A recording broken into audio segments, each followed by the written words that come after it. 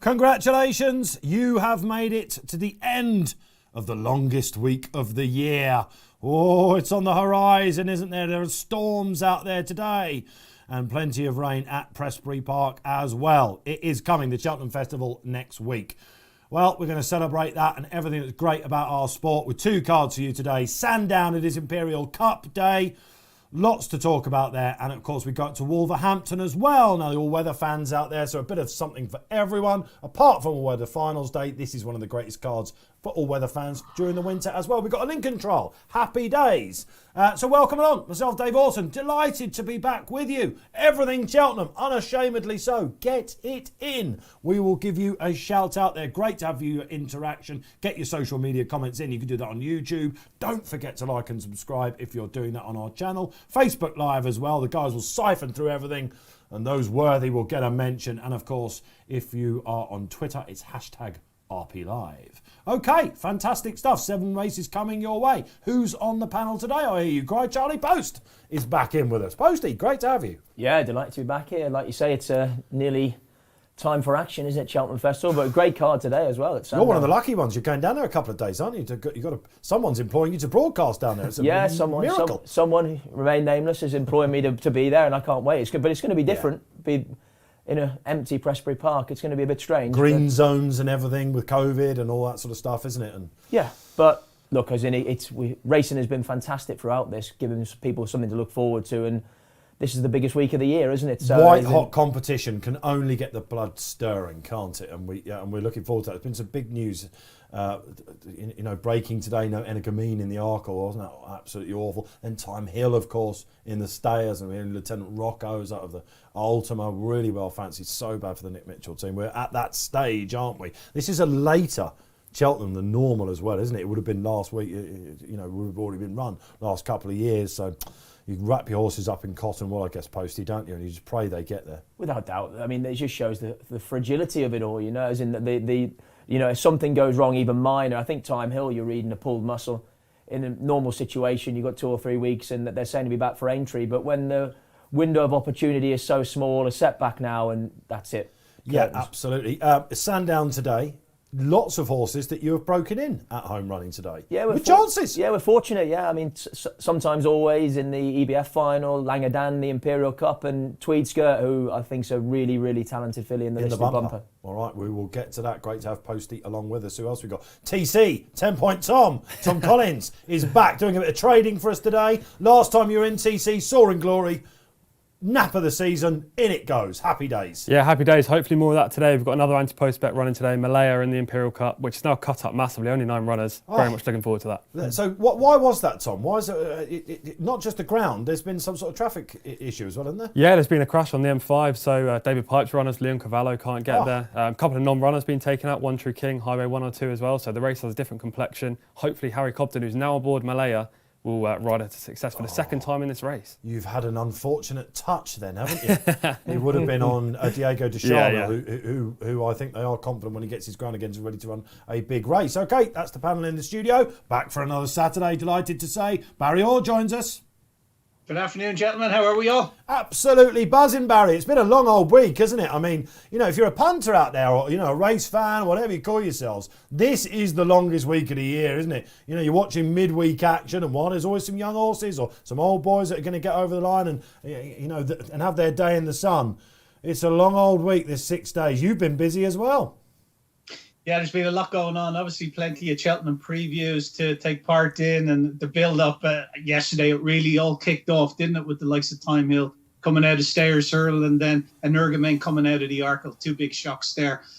Thankfully for most punters anyway, most of the sports books are non-runner money back, so they won't have lost out there. So that's a small bit of comfort for them. But yeah, today's a great card, having said that. It always is a good day's racing in Sandown, Imperial Cup Day. And then we've a couple on the Tapita up in Wolverhampton to keep the eye on, I suppose, ahead of the festival. A lot of punters will be looking to keep their powder dry, I'm sure. But we might be able to point them in the direction of a winner or two. Fingers crossed. That's what it's all about. If you're new to the show, of course, we put up selections in every single race. Barry will be showing you the functionality of the exchange. We're doing it all for charity, Barry. A reminder that Wellchild, sponsor of the festival, isn't it, this year as well? Seems absolutely right to do that. It is the charity for sick children, of course, and it was Sunday last Saturday for them.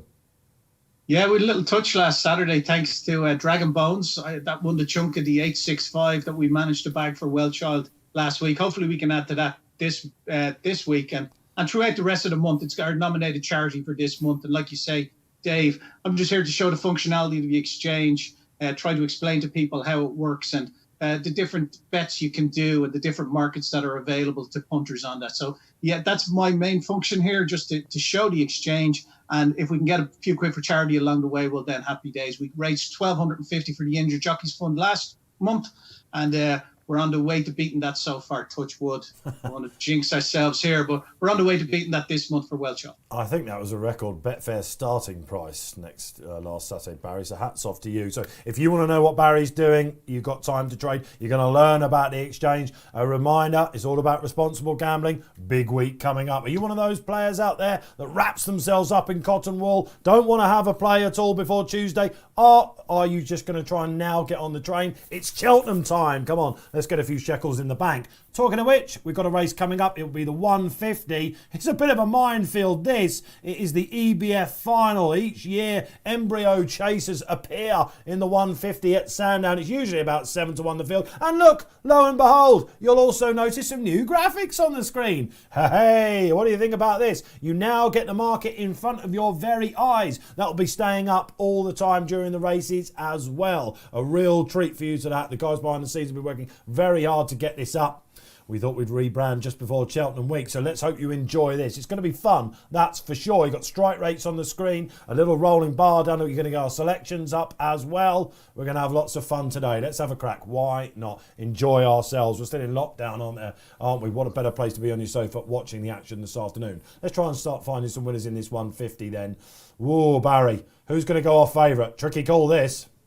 Yeah, 15 runners now, 3 non-runners in this race. I don't know who's going to go off favourite, and I really don't care. It's such a difficult race. Obviously, 5 places on the Betfair Sportsbook, interestingly, to each way punters, but this is always a fiendishly difficult race. Novice handicap hurdle over 2.5 miles. But the one I've come down on is Striking a Pose for Colin Tizard. When his horses weren't running particularly well, this horse was flying the flag for the stable. Won and win Canton off 117, got £13 for that, but followed up in Exeter off 130. Remains on that mark, should stay all day, should gallop all day, and I think he's a win and place bet. So, Tom, I believe you're going to do the honours today. So if we can have 25 quid win on Striking a Pose, and we're happy to be a price taker here at 13, which is 12-1. 25 quid win on that. And then in the place market, and we'll look at 5 places here. There's all sorts of place terms here you can bet down to as far as 6 places. But we're going to bet 5 places here. It's such a competitive race. He's around 6-4, 2.56. Again, Tom, happy to be a price taker there. We'll have 25 quid on that. Win us a little over 75 quid. So, yeah, that's the choice for me, Striking a Pose. Just some interesting stats on this in this race. The horse Carl Felipe, yeah, has traded at 103 and 101 twice and got beat in running. So not a horse that finds a whole lot sometimes. Just be careful of him. He could trade short. He's at the head of the market at the moment, but one to be careful of. Yeah, OK, thank you, Barry. So, Colin Tizard, Harry Cobden, hoping to get off with the progressive striker pose. This isn't anything you've had to do with this chap. I mean, this is from the point field, isn't it? Yeah, he won very impressively at Brocklesby Park last season. Actually, we had a runner in the race, a horse called Fallaway de Breu that fell 4 out. So we didn't know our fate by then. Fallaway de Breu has actually been very disappointing. A couple of runs, Fergal O'Brien recently, but he was quite an expensive store. I think he was a £36,000 store by Getaway, and he won impressively there. And like you say, he won a handicap very well and went up from 117, went up 13 for doing that. And he didn't beat a lot at Exeter the last day, but it was impressive how well he did it. I mean, he It canned was around. it was a soft race, wasn't it? It was a soft race. I think the stablemate ran on, didn't he, from the back, and Yeah. it was a big price. Yeah. Okay, so Striker Pose, that is for Barry. You've got time to react. We hear you're loving the new graphics out there. Absolutely, this is 2021. We're all optimism is abound, isn't it? Happy days. Things are on the up, people. Brilliant. And talking about things on the up. Let's talk. I mean, it's free advertising for you on this show, isn't it, with your operation? Yeah, well. I mean, it's ridiculous. But sometimes, always, he's on a 4-timer. Yeah. So, a horse you had a lot to do with. Yeah, we were lucky enough to break him in for Ian Williams. You know, he a lovely, big, good-looking son of presenting, and you know he's come into his own this year, and like he's done absolutely nothing wrong. The only negative for me, I mean, I put him up as an each-way player in the race, is that he can race a little bit keenly, and whether on this soft ground you can afford to do that. And Charlie Todd, who's alongside Mick Fitz, I coach him as well, and he's on a roll at the moment, along with Ian Williams. He's a real talented young man, and he could go a long way in the job. Was it the Grimthorpe he won last Saturday, which we covered on this show, of course? Grimthorpe last Saturday, and EBF final today would be nice as well, and yeah, it'd be great to see. And Monsieur Williams is absolutely flying, isn't he? Of course, the aforementioned Dragon Moses. So, yeah, flat and jumps, it all comes alight to Ian Williams, Yeah. and they're Proper in a dual real purpose rich vein of form at the moment. He's got Hasselbad in the Imperial Cup as well, if that acts on the ground. Has been plenty of rain. Get money for it. Has there been good money for it? Yeah, Tom Segalin, price-wise, Barry put it up. Let's keep going down the panel then. TC, to get us off to a flyer. We're in agreement. We are. We like Sam Barton in this race. Now, I really wish Pipe Smoker was in there because I would have been with Pipe Smoker, but Nicky Henderson's decided to rely on a couple of other runners. I think he must have heard you talking about the plan on air or something. Yeah, it was. It was on this show a couple of weeks ago. Yeah, you've absolutely... I've killed it. That's a I've ruined that plan, haven't I? But no, it's Sam Barton today. I just really like his form. He's an unexposed chaser in the making. He finished 5th behind Stargate on his maiden hurdle debut. That horse went on to win a Grade 2, finished 2nd in the Challow behind Brave Man's Game. 2nd, 3rd, 4th and 6th all won from that race. It's been a good week for you, isn't it? Because I saw you. Was it Monday? You put up 2 points on horses. I mean, this is why we call him 10-point Thomas. He's not shy of a little bit of confidence, is Thomas, when he fancies one. And it was a good day because the 2 pointers both won. And one of them, the Jamie Snowden horse, was very impressive. Up for parole, yeah. Up for parole was way off this, wasn't it? Although having its first run, this form has worked out well, Sam Barton's. Yeah, Up for parole finished 4th behind Sam Barton at Doncaster in January. A distant 4th as well. Took loads of money that day. Yeah. Came out earlier this week, bolted up.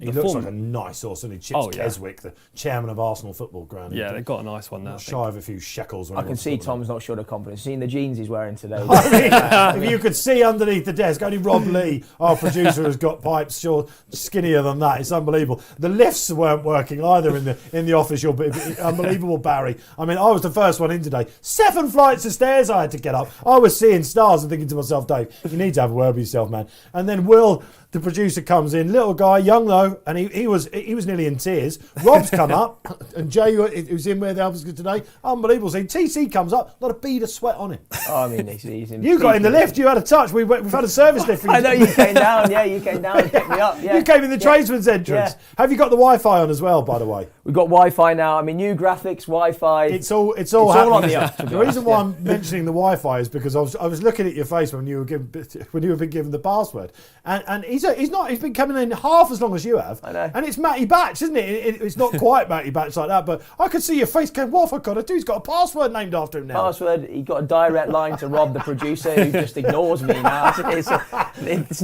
not good. I'll tell you what, they have been busy, the boys. Rob's been like an octopus, but we will be with you every day, each afternoon, Barry, We'll be covering the Cheltenham Festival. Yeah, looking forward to it, Dave. It should be a cracker, shouldn't it? Kicking off on Tuesday all the way through to Friday. It's a marathon, 28 races, but they're gripping, every single one of them.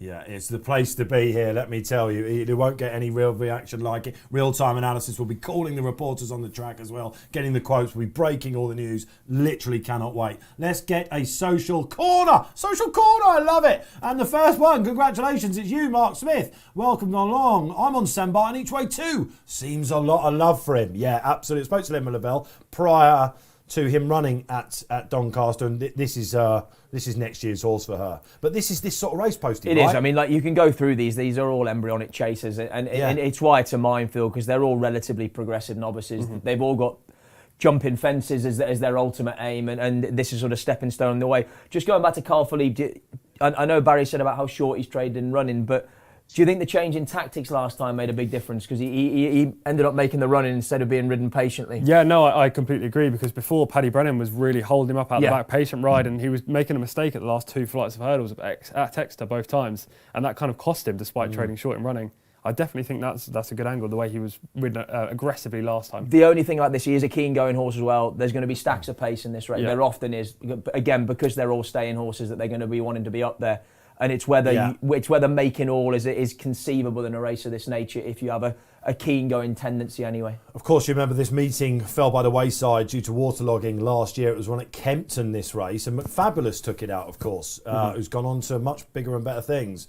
Could be some chaser next year, I think. So look, let's hope we see something special here. I think this is one of those races, guys, isn't it, where you can't play too heavy because you're in love with 7 horses.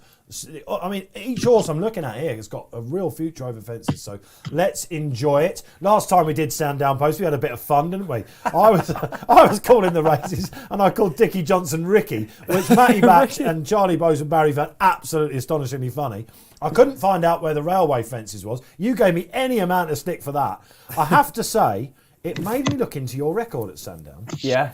I think you're 0 from 16, 0 from 10 over fences. So I'm not the only one who doesn't know where the railway fences are. Around there. I've ridden 2 winners over fences around there. I think my database went down. It didn't go back far enough. Not far enough.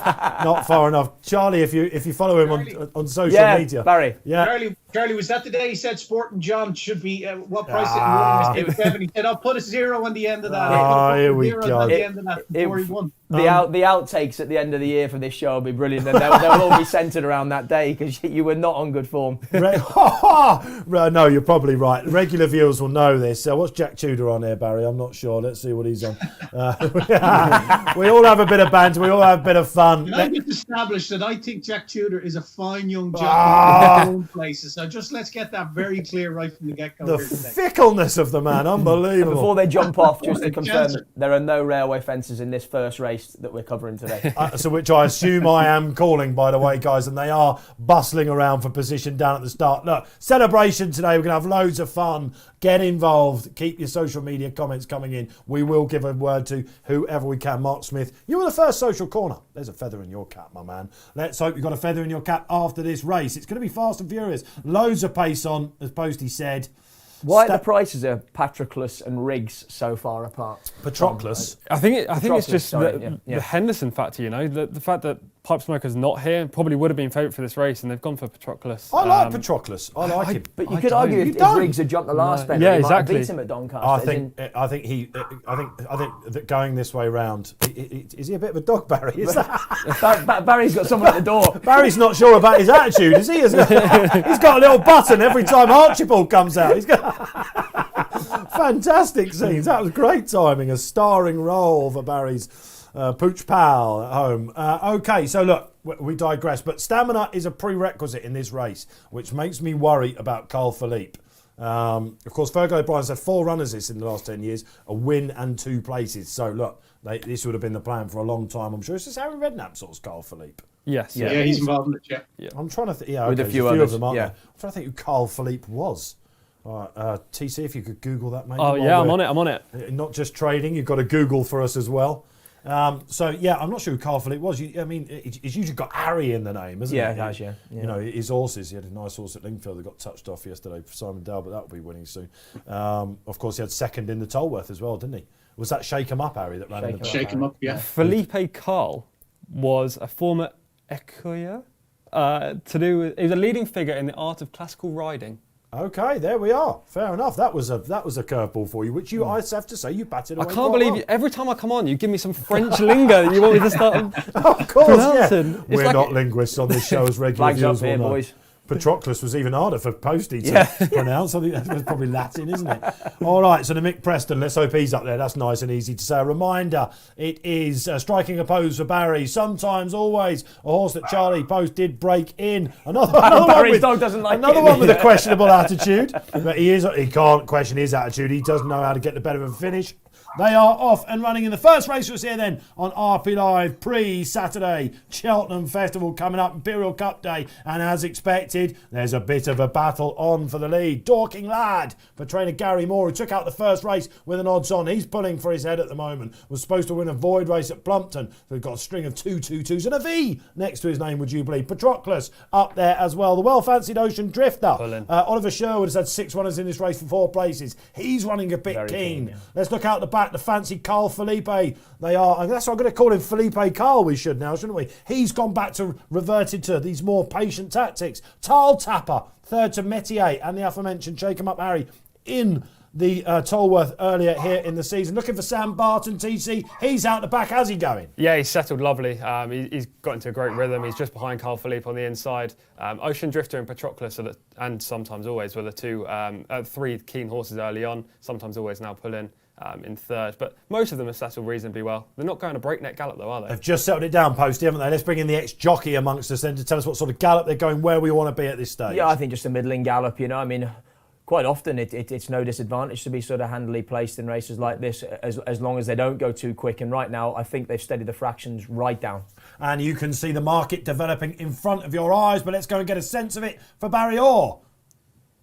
Yeah, Dorking Lad into 13, but at the head of the market, your favourite still Car Felipe at 7, 9.6 Sam Barton, 9 to Mick Preston, 14 Captain Moggs. There's no real movement in terms of in running at the moment, Dave. Okay, thanks then, Barry. Yeah, they're just now ambling. They've just taken the last flight for the first time in the home straight. Catching my eye, Gladiator Allen, beaten favourite at Ascot last time. Stamina to prove, but going well for a team that have been amongst the winners this week. Jane Williams striking a pose out the back. Barry's fancy. Interesting road to Road Senam. Ex-French horse, second string for the Tizzards of Daryl Jacob. Great piece that ITV did with him recently about the ups and downs of being a jockey. Look out for that if you can see it. We need more of that in the sport, I think. Said Maddie Playall, our colleague, earlier on today. Here. Riggs for Team Skelton. God, big week for Dan and Harry, isn't it? Next week going in. Confidence abound from them coming out, we're hearing. And they are on Riggs at the moment. A horse that has definitely got more to offer. But he's going to have to pass almost every single rival at the moment. As they go out onto the back, no railway fences, you assure me. Definitely no railway fences to take on just yet. And I mean, if they do, something's gone disastrously wrong. Dorking Lad could have 2 V's next to his name. And that does happen here at Sandown. Let's not preempt it. There was an incident this week at Fontwell, wasn't it? We won't go on it too much. When a guy came out with a flag when he shouldn't have done, picked up the wrong flag. Oh, absolute scenes there. It has been a dramatic week, despite the fact it's supposed to be a quiet one. So, Sometimes Always now making a bit of a move, Posty, as they're on the far side. Yeah, jumping well. Gladiator Allen of Jane Williams has moved up well. I mean, he brings decent handicap form from Ascot in the Betfair handicap at Ascot last time out. Okay, so I backed him in Ascot last time, and he did travel well, but he didn't. He just didn't seem to get home. He travelled well, turned into the straight, but just I think could be a hole in him. Lots of rain overnight, 5 mil to let you know. So we'll see what the jockeys say afterwards. We've got Pete Scargill on track for us today, sending us the quotes. He will get his new sound out and find out exactly about the ground. And Mick Preston, he keeps catching my eye, TC. Lovely position there. Yeah, perfect position. You don't want to be too far back at Sandown. It's a front runner, a prominent racer track. Carl Felipe's made a couple of bad mistakes as well. I'm not surprised to see that he's drifting on the exchange. Captain Morgs, the second string, can we call him that? I don't know. Again. Of the Hendersons, he's just got a little bit tight there. Sam Barton starting to warm up for Team Lavelle. Now Harry Skelton's thinking, I might want to get a shift on. What are we, 3 outs? Yeah, we've jumped 3 out. We're running on the bend. I don't even know where the hurdles are. Exactly.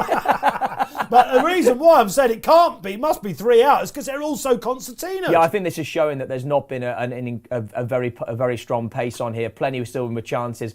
As a TC has said, I would imagine being handy will be to their advantage here, unless something is a lot better than the rest, Well, we're approaching the famous hill at Sandown. Okay, so the Mick Preston's come on. Yeah, the favourites. It looks like he's absolutely gone, doesn't it? Dorking Lad still in there. Is this I'll tell you what, Beauport. This is Jordan Naylor. Huge and move. Nigel Twiston-Davis, he's having a say. What will Sam Barton find? He's struggling to pick up at the moment. Harry Skelton, he's got loads of runners in front of him, but he's not going for it. Sometimes Riggs Always, still he's going up well. for it. Striking Okay, the so as we pose, approach the famous second last, look at Riggs. Yeah, Harry Riggs. Skelton scything through the pack. Will he get home? Dorking Lad now headed by Beauport. Did you see this coming? Famous colours, but Jordan Naylor, Riggs.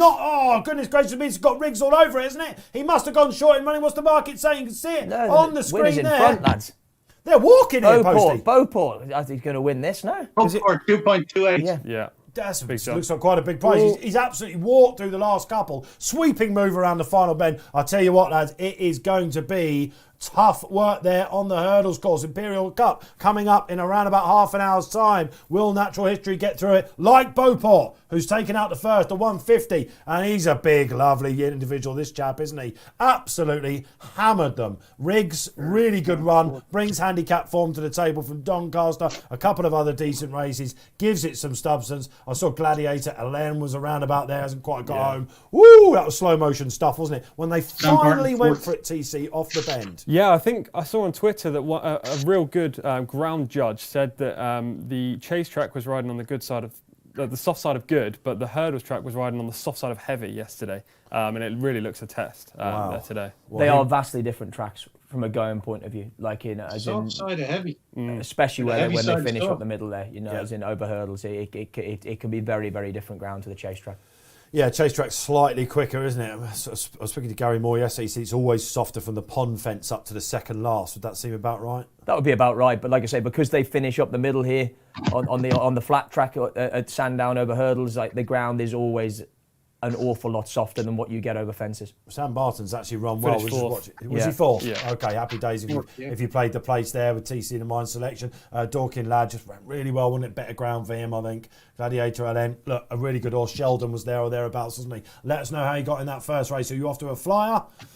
Or has that knocked out one of the multiples for the day? We'd love to hear about multiples as we're going on, maybe a lucky 15 or something like that. Barry, story of the market. When did they know that this guy was going to go and do them? Real sweeping move around the outside, wasn't it? Confident move. Yeah, it really was. And he went quite short straight away, 2.38, I think, around that stage. It didn't look like there was anything going to come from behind to trouble the ones in front. Everything that was up with the pace seemed to stay there. Just so attritional, isn't it? But no massive in-running news there, Dave. I wonder if that will affect the market then for the Imperial Cup. The favourite, of course, ticks all the boxes. Natural History goes £3 and a thrashing on the flat to caution. Unbelievable. Now finds himself in the same stable. Will he get through it? The ex-Queen horse, Natural History. Let us know. Right about 40 minutes to that. We must now change tack, of course, and go to Wolverhampton. As I said at the top of the show, this is a big day for Wolverhampton and indeed for the all-weather season. It's pretty much warm-up, if you like, for all-weather championships day. Lots of horses will be trying to make it there. And, of course, there's a small matter of a Lincoln a little bit later on this month as well. We've got a Lincoln trial coming up for you, but it's listed action, and I cannot wait to preview this race. It looks like another wide open one, the Wolfrida Stakes. Barry Orr. Yeah, it certainly does. And Mom's Tipple has been a real springer in the market. 5.6 now. It was a lot bigger this morning, was as big as 7 and 8. Highland Dress 5.26. Rayab 6.8 documenting. That seems to be on a bit of a slide. He's a good record even in this race as well. The horse I'm going to lay in it, what I'm going to do in it, I'm going to back Rahab to lay it back in running.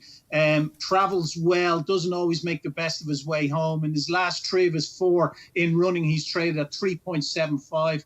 He's traded in at this track at 1.22, which is 2 to 9. And time before that in Newmarket, he traded at 1 to 2, so 1.50. So I think he's one that will travel well, but he mightn't just win. So I don't mind backing him. I'm going to have 25 quid win on him, please, Tom. Yeah, no problem. Yeah, and we're happy enough to take that price, 6.2. And then what I'm going to do, I'm going to look to lay him at around even money in running, considering he traded at 9 to 2 on last time in Wolverhampton. So 2 is even money. Yeah, and we're going to look to take 100 quid out of him. So what we'll do then is keep bet. So we want to place this bet and then click on the keep it. So it stays in play once the race goes off. If we hadn't selected keep bet, it would be cancelled as soon as the race goes in play. And what I'm looking to do here, if we get match at evens, we're going to have a green book, what's referred to on the exchange as a green book. You can't lose in the race. So back in with the hope of laying it in running. Superb. Okay, yeah, he's interesting, isn't he? For the boys in blue, of course. A listed race at Wolverhampton. I'm sure there'll be lots of takers out there. He's certainly, I don't imagine that fitness will be an issue. Come from side Binsuruz. Callum Shepherd rides a lot of horses on the all-weather and for side Binsuruz during the summer as well. And the market suggests fitness won't be a problem. He's got course form as well. Course form's a big thing, isn't it? Let's go to you, Posty. You don't mind a bit of this stuff, do you? You're a jump jockey, but you love everything, really. Yeah, I do. Yeah, I mean, I started off riding on the flat a long time ago. At Fies? So, yeah, exactly. Richard Fies? Yeah, I mean, he's got one fancy in the Lincoln Trial. Tad Leal, I yeah. like that. Yeah. Yeah, so do I. I think he won the first race, was it, on the card today, actually, with a nice progressive horse as well. So.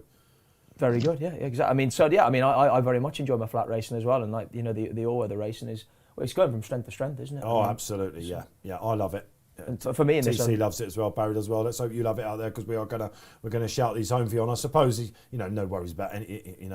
This is a hotting up, whereas maybe Imperial Cup is the appetizer for Cheltenham next week, if you like. But this stuff is there are players that solely play on the all-weather throughout the year. The horses take each other on week through week. Yep. Maybe not in listed company, but there are some horses here that have got plenty of winter form, including Mum's Tipple, including Highlands Dress, Lord of the Lodge, Shimmering Dawn. Which way is the Poste arrow going? I'm going Highland Dress for the excellent Archie Watson and Kieran Schumacher as well, who I rate massively. I think it was a excellent run last time behind Kuzam at Chelmsford, and I like the fact he's got bags to tow this horse, hasn't he?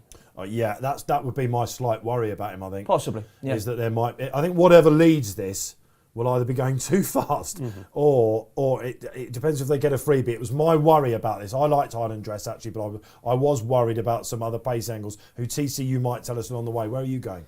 Yeah, well, I think Lord of the Lodge is going to go forward. Mum's Tipple was interesting as well. The comeback effort at Lingfield was very eye-catching. Obviously won the York sales race a couple of years ago and done nothing since. I'm going to be documenting, trained for this race by Kevin Frost, given a break, which is no bad thing when you look at the history of winners of this race. You don't really want horses necessarily that are campaigned on the all-weather all winter, although Highland Dress is clearly the solid option in the race, isn't he? He always runs to his mark. But documenting finished second in this race last year, got beat by Urban Icon, who... it's just miles better than anything in this year's renewal. There's no Urban Icon in this year's event. I just think he's a real improving Did you preview this in the paper? Or did you put it up in the punt? I can't remember. I'm sure. I was on the postcast. I was on the postcast and I said it, but I can't remember. I think I read somewhere, maybe potentially, or something that you might have put. Did you do Ace Tipster or something? Not sure. Yeah. Oh yeah, I did. There you are. There you are. I can't remember what I do. I do. Fingers in many pies, Dave. Fingers in many pies. Put it up in Saturday Jury anyway. I know that much. That's it. Saturday Jury. Very nice. Well, we're spreading him thin like butter, aren't we? It's obviously having an effect on the old grey matter up there. But documenting... he's going to be held up, and he's got a great rider switch as well. I can see exactly why someone like you with your US angles in looking at the pace maps would love someone like documenting. That's why I like Shimmering Dawn, who I will give a chance to. Philly, who did me a real favour when winning last time out. That was at Chelmsford. You just watch that back. You can do that on your members section, of course. You've got a couple of minutes to do that, your replays. She absolutely eats up a field. And this is a bigger ask, but she's got Wolverhampton form. She's drawn in the one poke. And if Tom Eves gets that strong pace up ahead, look for her coming off the wide bend. I think she can definitely go near to a place. So what is she in the place market, Barry, at the moment, Shimmering Dawn? 2 places, 3 places or 4 places? 3 places. Let's not be greedy. Okay. Just give me 1 second. Shimmering Dawn is 3.55, Dave. 5-2. I think that's pretty fair. I mean, Lord of the Lodge, who's now seemingly coming in for a bit of money, Barry, I'd be worried about him getting taken on up front. I think your Raeb sits to get, he maps to get a nice run as well, doesn't he? Yeah, he certainly does. He's one that will travel well into the race. Now, whether this is his trip or not, I still think they don't understand what the horse's trip is, but he's one that will travel well. Whether he'll find a lot off it remains to be seen. His pedigree suggests he'll be best on the all-weather, Raeb. He has got some form there, I'm sure he has. He's been off for 378 days, but over a year, so it must be a problem. But he finished second to Malatru, who was trained by Marco Botti. I think now is in Hong Kong, last time in a listed event. And his pedigree by Ravens Pass out of a Dynaform, a mare. Dynaform is a brilliant US sire. So it should go well. He started favourite on his first 4 starts, Raeb, and on the last of them, he got touched off here by a horse called, and finished in 4th, but he just couldn't get past the leader that day, so perhaps he's matured a bit. That second race, the Newmarket Maiden he ran in, was won by Kim Ross, who's obviously a very good horse. The third was Finest Sound, sent off favourite for, was it the Britannia, a Royal Ascot? Wow. 4th home was Alcaca, and then 5th home was Vatican City for Edna Bryant, so it was a good race. And he traded Tunes that day as well. Great to have TC on. I mean, it is difficult for some of us, isn't it, to all of a sudden switch from the hurdles and the chases to go to the all-weather, so great to have TC on, give us the insight there. I believe we've got another social social coming up. In Social Corner, it's Thomas Irish HD, regular contributor. We're agreeing, Thomas. Happy days. He likes to big in a big prize winner every Saturday, and Shimmering Dawn might just be that as well. You'd have to suggest Raves had problems, though, no? Oh, yeah, absolutely. But when you see a horse like this that's in a listed company, first time back up with a rating of 97, and he's coming in from 13-2 to 4-1. He's obviously impressed someone on the track. Definitely, yeah. Around, no, I'm not disputing that. I'm just saying, like, there's no doubt he's obviously coming back off a layoff or something, isn't he? This is obviously 7 persistent with him is a good sign. Yeah, definitely, absolutely. Yeah, Sire stats, which you can find out there, of course, on the Racing Post, account for a lot. He's got a US pedigree, right, hasn't he, as Tom said. I think Tapeta to Polytrack is a big angle. There's a horse that I like later on that's getting back on the Tapeta. Brian the Snell, may as well give you that one now, in the final race. So you can see it down there in the corner of your screen, look, in the new graphics. The final race at Wolverhampton, 3:15. I'm very keen on Brian the Snell. Mum's Tipple going in. Wow. He has been the biggest red herring horse I can remember on the flat for years. It does show about getting too carried away, doesn't it? I was there that day when he won it. Superlative. What did they get offered? Was it $3 million they got offered? I'd say they wish they took it now, because he ain't worth a tenth of that. Exactly. Is he? I'll tell you, if Richard Hammersley's watching this show, he'd be like, thanks, lads. Ryan Moore back on him today. Yeah, and even last season, Barry. That's right, he did. He was hitting him in that sales race towards the end, wasn't he? 11 lengths.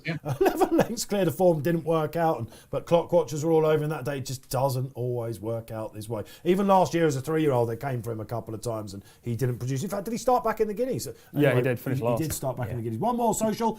Oh, right, sorry, one more to go in. I'm being told in my It's ear. wise for anyone playing at Wolverhampton today. The starts at 7 furlongs, a mile and half a furlong, and a mile 1.5 furlongs right on the bend or just before the finish line, so you want to be drawn inside. And which, of course, Document isn't. He comes out just about okay, but last fine. of all. Who's going to lead then as they go into the first bend? And it is Lord of the Lodge. Now, he leads all the time. And I'll tell you what, fourth run back, each run he's had since he's come back have been a progressive effort. So he's got a freebie at the moment. I wonder how Highland Dress will react to this. Raeb's up there in third on the inside, a bit keen. Mum's Tipple. Really keen is Ostilio. He usually likes to get on with it. Raeb now pulled wide as we go to the far side. Shimmering Dawn settled beautifully out the back. Often in these all-weather races, whatever settles best will have a say in the finish. Just off them as well is Gayeth, who's had a really good all-weather season so far. Is he biting off more than he can chew? We're on the far side then. Barry, what's the market saying? Lord of the Lodge has got to the front. Yeah, Highland Dress still your favourite at 11-4. Documenting 2.2 now. Lord of the Lodge, 10-9 on. Okay, we're going for home then. If you've been watching Wolverhampton this week, whatever's been kicking has pretty much been staying there. Lord of the Lodge going for it. Mum's Tipple, what will he find? Ryan Moore. With pleasure to have Ryan Moore through the winter here, isn't it? Due to the current pandemic. And the two of them have gone clear. Nothing from out the back is going there. Shimmering Dawn up and down on the spot. Document too late. Mum's Tipple looks like he's going to get there, is he? On the inside, Lord of the Lodge is digging deep. But once again, just going to find one too good. Highland Dress couldn't lead today. Runs on, holds third from Documenting. Didn't get the pace scenario he wanted. And Mum's Tipple is back. I didn't think I'd ever say that. In fact, pour me a drink, man. Unbelievable scenes. Turns out you just have to go to the all-weather and go and win a listed race. Posty. Yeah, I mean, look, you know, the addition of Ryan Moore, like you say, I mean, I know he was on him last time, an unlucky run round Lingfield, and he's come out and there's no excuses today, was he? He had a good trip. He was actually a fraction keen early, which maybe shows, again, one of those scenarios where you think pre-race that there's going to be stacks of pace, and then often that is the way. One gets loose on the front end and doesn't end up going as quick as what you think, and it paid to be up there, didn't it? I mean, first, second, third the whole way around.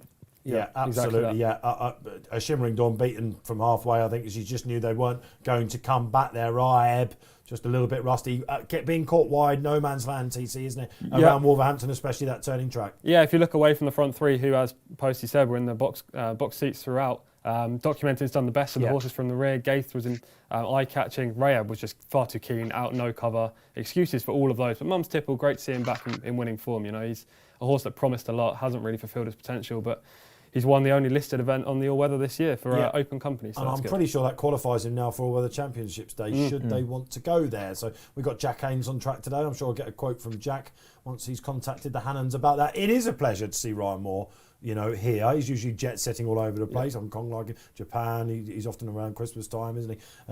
Or indeed, he's not often riding, on the all-weather. But one thing that I thought about Ryan when he was sticking around, and some of these big jocks of us as D'Souza's come back now, it's knowing these all-weather tracks, TC, isn't it? Definitely. They've got places you don't want to be and you do want to be. And I have to say, a couple of weeks ago when I was watching Ryan, do you remember that day at Lingfield when he won the first couple of races and all the bookmakers were like, here we go, unbelievable scenes. But it really adds to the drama of a quiet Saturday, especially in lockdown when there are lots of abandonments. I don't know, that ride there, tell me if I'm wrong, that's a perfect Wolverhampton ride. Absolutely spot on. He tracked the pace on the inside, he got Mum Stipple settled, pulled out into the perfect space. You don't want to be going up the rail. You see jockeys going up the rail in the straight there. You don't want to be doing that. Pulled wide, race over. We've been speaking, Poste, a little bit about Wolverhampton. There were a couple of incidents, weren't there, during the winter, where it got a little bit rough. I've been going to some preview shows and saying, listen, we've got to be careful of what's going on. We've seen a couple of falls, haven't we? A couple of jockeys miraculously walking away. Remember Ben Curtis, that incident. And I remember something you said to me, because I called you about this. You're a jockey's coach. I wanted to get your take on it before I spoke about it on air. And you said it's a rider's track. That's the thing that has stuck with me.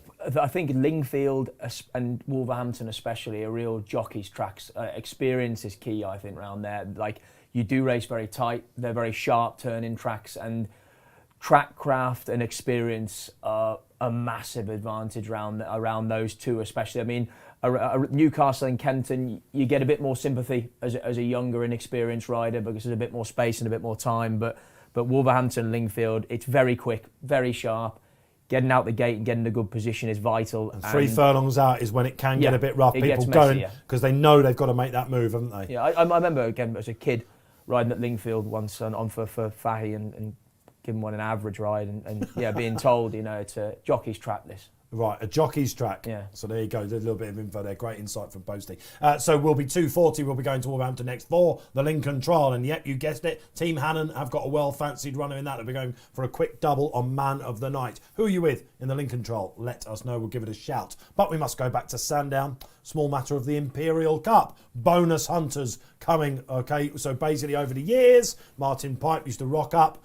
When Imperial used to offer this great big bonus, it's still a fair bonus, isn't it? We can say that. If you win this race today and go on and win at the Cheltenham Festival, that used to be an angle in. Favourite hasn't won it for a long, long time, Barry Orr, but this natural history, he ticks all the boxes.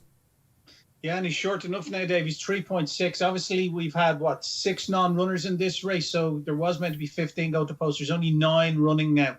Interestingly, though, the favourite at the price, I think I have to take him on at 3.6. A couple of things about him. The one he beat, Lucky One, or the one that beat him, the Paul Nicholls horse, Lucky One that beat him by 20 lengths and win Canton. He wasn't mapped behind my Drogo the other day in Kelso. They couldn't give an excuse for him. They don't know what happened to him. There was nothing obviously wrong with him. Now, I know my Drogo's a fair horse, but still, that form took a bit of a knock. And then the horse he beat, the horse that finished third in Plumpton that day, Mystical Dreamer. Now, he's beaten a long way, I know, but he got beat off 119 since that.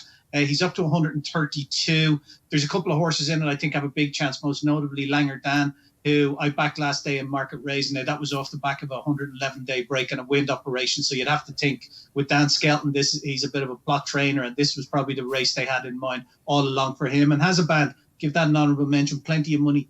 There was plenty of money knocking around for that. It's into 12.5 now as well. So going to take 50 quid out of favourite here, Tom, and just going to be a price taker all the way. 3.65. Happy to delay 50 quid to lose 132 there and win 50. So with the rest of the field running first. Okay, great stuff, Barry Orr, with 3 races in, and for the purposes of charity playing and of course showcasing the exchange, he's taking on Natural History. Langer Dan is the big hope. And this is interesting. Posty, should we come to you? Is this the one you like? No, I mean, we broke him in. So again, he's another one that we had. You know, he's we broke him in a few years ago. You know, he wasn't a particularly impressive horse to break in. I'm not saying that there's a line through that you know all of them are going to turn out to be good, and they do. As in, he just was just another. He was just a nice horse to deal with. He began his career very well, didn't he? And he did, yeah. I think he ran all right in the Fred Winter as well, didn't he? Did he? Behind Aramax, he was 6th last year. Yeah. Good shout. Yeah, and yeah, I mean, look, he as Barry said, he kind of has the sort of vibe of this has been the aim, hasn't it? You know, wind operation, an eye-catching run at Market Raising behind the Gero last time when he had to be prominent. Yeah, and Harry Skelton back on board today, big pot on a Saturday, and second in the big handicap that we covered, the 150. There will be fancy their chances of getting close to his favourite, won't it? Without a doubt. Without doubt, yeah. I mean, for me in the race, I'm with TC. Malaya for me is in know. Right, what's this all about? Come on, tell me about this Malaya. I don't really know. I just kept, when I was going through the race, I just kept being drawn back to it. That, I mean, previous winner of the race, and I just think, I don't know, it's been sort of bubbling under, like, but they've been running okay, and I just feel like there's something still in the locker to come, and today could be the day. That was it, really, you know. Okay, fair enough. TC, add a bit more to the fuel there, to the fire. Well, firstly, you got Cobden on board, which is a big plus. Switching because Diego de Charmel because of the ground. Yeah, Bryony was originally supposed to be riding Malaya. Malaya's a real hold-up type, needs to be ridden patiently, and Cobden's much better. I was going to say, why were you anti-Bryony with that? I think she's a great rider, don't get me wrong, but she's best when she can attack her fences, get horses in a rhythm out in front, and I prefer Cobden, who's more quiet on his horses, and because Malaya she doesn't respond that much for pressure. She's a horse that wants to be tracked into a race, getting breathers, and then using one final effort. And I think with Cobden on board, who rode her to success in this race 2 years ago, that's a big plus. Also, Paul Nicholls, right? People have him down as not being a target trainer, but I am adamant. Nonsense. Yeah, I am adamant Malaya has been aimed at this race the last 3 years. When she won this in 2019, she ran at Ascot over 2 miles, 3.5 furlongs before, finished fourth. Then she won off £2 Island today. Last year, she ran at Ascot over 2 miles, 3.5 furlongs, finished second, beating a fairway after some real quiet efforts. Was aimed at this race, obviously didn't go for it. This year, ran at Ascot over 2 miles, 3.5 furlongs, finished 8th, travelled beautifully, didn't get home, took a blow 2 out. This has been the aim. She's £2 lower than 2 years ago. I think she's got a great chance. The last time this race was won, of course, Malaya won it. Or Malaya, I suppose Malaya, isn't it? Malaya. Get it right, Dave Orton says TC Malaya. Yeah. I chuck one in there just if you're fancying Langadan. Charlie Todd said to me after Mick Maestro at Market Race, and he'd actually been off a couple of months, trained by a small operator, Nick Kent. I called it Malaya, and it's Mick Maestro, isn't it? You called it Maestro with his catching in here. Mick Maestro? Which one are we going Mick for? Maestro, isn't it? Maestro, I don't know. What's a Maestro when it's at home? Okay, we'll go Mick Maestro. What Maestro? Maestro. But anyway, so he thought the horse might just improve for the run at Market Race, and he'd been off a couple of months, and front runners, as we've suggested before, are well suited around Sandown in these handicaps, and he likes to go forward. So he's a horse that's been following us around on RP Live, actually. The first time that we introduced Catterick to the show. You remember, he posed up, didn't he? And then, of course, he was in that aforementioned race behind Ajero, wasn't he? He's a horse that they like to keep wide because he doesn't like being crowded, and he can walk through a fence. But the non-runners will suit him. 6 non-runners, we must get that in, of course, mainly because of the crowd, but David Piper's had travel problems as well, so no Leon Cavallo. I do like the favourites. Horrible race for favourites this has been. There was real confusion earlier in the week, wasn't there? Because he was still on the mark of 116 on Monday, and everyone was thinking, surely not. Yeah, and Gary Moore said he wasn't over the moon with the rise that he got for winning. I think, what was it? £16 rise. A diabolical race or something. It was £16. But of course, this is a horse that's got a rating of 107 on the flat, mainly because he saw off Goshen on soft ground in a handicap at Goodwood on the flat when he gave him £3. I said to Gary yesterday, did you buy him because he went past him because he made him look slow? And he sort of laughed. But the owners have wanted to get into this sort of grade. You have to do that by getting the hike. He was ever so impressive last time at Plumpton, despite the fact that maybe the opposition was lacking. He was a very short price to do so, but he was still pulling for his head when he went past. Barry mentioned the Wincanton defeat, and lucky one, wasn't it? I spoke to Nichols about that at the start of the week. Barry, of course, I was lucky enough to go down there, wasn't I, for Betfair and the Racing Post as well. I'll do a preview of Paul. I'll get to that in a second, because a couple of things you were saying about him being a target trainer, I mean, I've got a funny line about that. But he said that Lucky One loves heavy ground, because I said, what happened to that horse at Kelso? And he said, just it was too quick. And he said that day nothing would have been able to live with us, and I think he's high hopes, unsurprisingly for Paul. It was a strange race, the Wincanton race. He's just been very keen so far. Natural history. When he got touched off, as Barry mentioned on his debut at Plumpton, the horse that beat him that day, Gerrico, let me remind myself, Gerrico Rock took out the first race as he liked pretty much yesterday at Sandown. So it's bubbling under this. He ticks every single race. You look at Kevin Morley's trends in the paper, the excellent Kevin Morley and his column. So important for these long-established handicaps. This is one of the bigger ones of the year. And he just ticks absolutely every single box. Lightly raced, unexposed, top 3 finish. You've got to have that next time out. That's what slightly worries me about the Malayas of this world. I went down to Paul Nicholls on Monday, and they were sort of, him and Harry Durham on the sofa. They were sort of, before we started shooting, he started talking about his Sandown runners. And the favourite in the next, by the way, was the horse that I kept having a mention for. And that's got attitude issues as well, according to Barry. I wonder if he's referring to Harry Durham or Paul Nicholls. Oh, good question. Probably Durham. And they were very keen on Diego de Charmil for this, hence Harry was on. Cobden's, yeah. But he said to me, and this is where Paul's, he's just spot on all the time. He said it could get very soft down there. And that was despite the fact that we were baked in sunshine, and he won't run in that case. Apparently, when they went for their pre-Cheltenham spin at Wincanton, he worked on Group 1 horse. I asked him if he'd been a frustrating horse, old Diego, and he said that's a bit harsh. He's a 9-year-old now, of course. Watch out for him back on good ground. But this didn't come up, this horse. And I talked to him about his handicap entries at Cheltenham, and he said, well, I don't know. And I tried to get across to the viewers that he's got so many horses that get into these races that it's a case of as close to the race as they can, working out what would be best suited by what. It's not like a smaller yard that have got this horse that's on an upward trajectory and they're like, right, we need to plot out the races. Paul can pretty much, anything his yard can enter any race pretty much. They're all rated pretty high, aren't they? So I'm sure he definitely has a handful or two at the start of the season that he thinks this is the race. We'll build up, go. We'll. They put do our own work routes. backwards, of course. Yeah, they exactly. Do. The race planning down there is amazing. Barry will tell you about that. Even if it happens not by accident, but so they've got a very talented one that underperforms a couple of times. You can't tell me that when that happens, they don't think Betfair Hurdle for this or something. We know there's more in the locker. It hasn't quite worked out a couple of times. So now we're going to... They'll have a target for Diego de Charmil now. I think at the time when I went down there, pre-5-day decks for the Tuesday, which would have come out last week, he had something like the best part of 70 entries, but only 24 horses running, which tells you how many races they can potentially go into. It's just a fascinating insight. I think the Shunter's got about 70 entries, hasn't he? Yeah, we mentioned his Shunter, how we saw last week. Barry, where do you think the Shunter will turn up next week, Barry? It's got to be County, isn't it? I would imagine the County Hurdle, yeah. That would be favoured in my book at the moment of the 5 races that he's entered in. It gives him a nice break, doesn't it, till the last race that he can enter in. But apparently, the words that you hear, apparently when Emmett's team Emmett Mullins, his trainer, were asked where they'd like the trophy to go, should it, which day they'd like it at Cheltenham, he said, make sure it's the Friday. So that would suggest, despite the fact that Shunter's got as many entries as you can, fences and hurdles, that the County will be the one. Keith Melrose was on the show, Barry, last week, wasn't he? And he was saying something post you might find interesting. We hadn't really thought about it. The Moor Battle, now it's a handicap, Barry. It's kind of taken a little bit away from the Imperial Cup. Yeah, it has, and it's a 100-grand bonus as well. And the Imperial Cup's only a 50-grand bonus. Can you believe those stingy Paddy Power bonds wouldn't put up 100 grand for the Imperial Cup? Okay. Unbelievable meanness. That's Paul Binfield, I swear to God. The next time he's in Racing Post HQ, you want to have a word with him.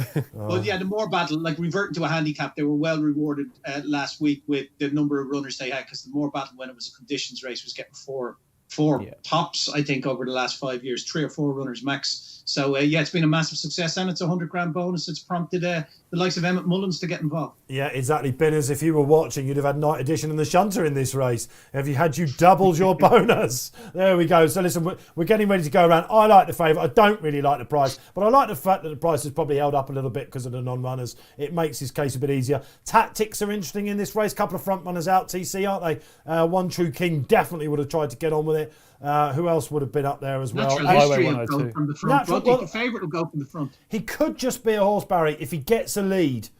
If he can just drop. It's all been about getting him to settle this horse. Aim and a knock, would that have gone Aim and the Shock, is it? Aim and the Knock? Yeah. The pronunciations on this show today are... We're having a go anyway, aren't we? What is it, Barry? Is it Aim and the Shock, the pipe horse? That's what I'm thinking it is. The Knock.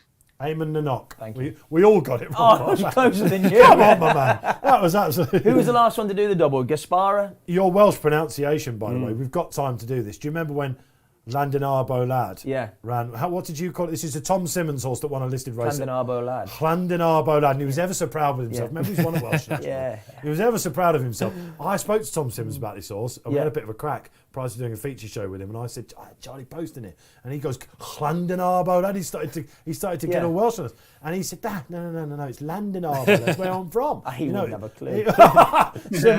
Simmons getting a cuff off Posty there. Absolutely fantastic scene. So we are just about to go to... Been a load of money for Miss Heritage. Miss Heritage, who's got form with Mick Maestro. 15-2. And Miss Heritage, Richard Johnson, of course. Ricky Johnson, usually ridden by Bryony Frost, that horse. Has she switched then? I don't imagine she has. She has switched. Yeah. Has she switched? No. She must. She switched on to Miss Heritage. It is her ride. So Ricky Johnson on the sidelines in the Imperial. That's unbelievable, isn't it? You just said that he was. You said Ricky was riding. Well, I wasn't sure. I'm not looking at the website. You see, I've got Raceform Interactive open. We don't, unfortunately, that doesn't do jockey swaps. But no, that's a loyal move, isn't it, from Lucy Wadham?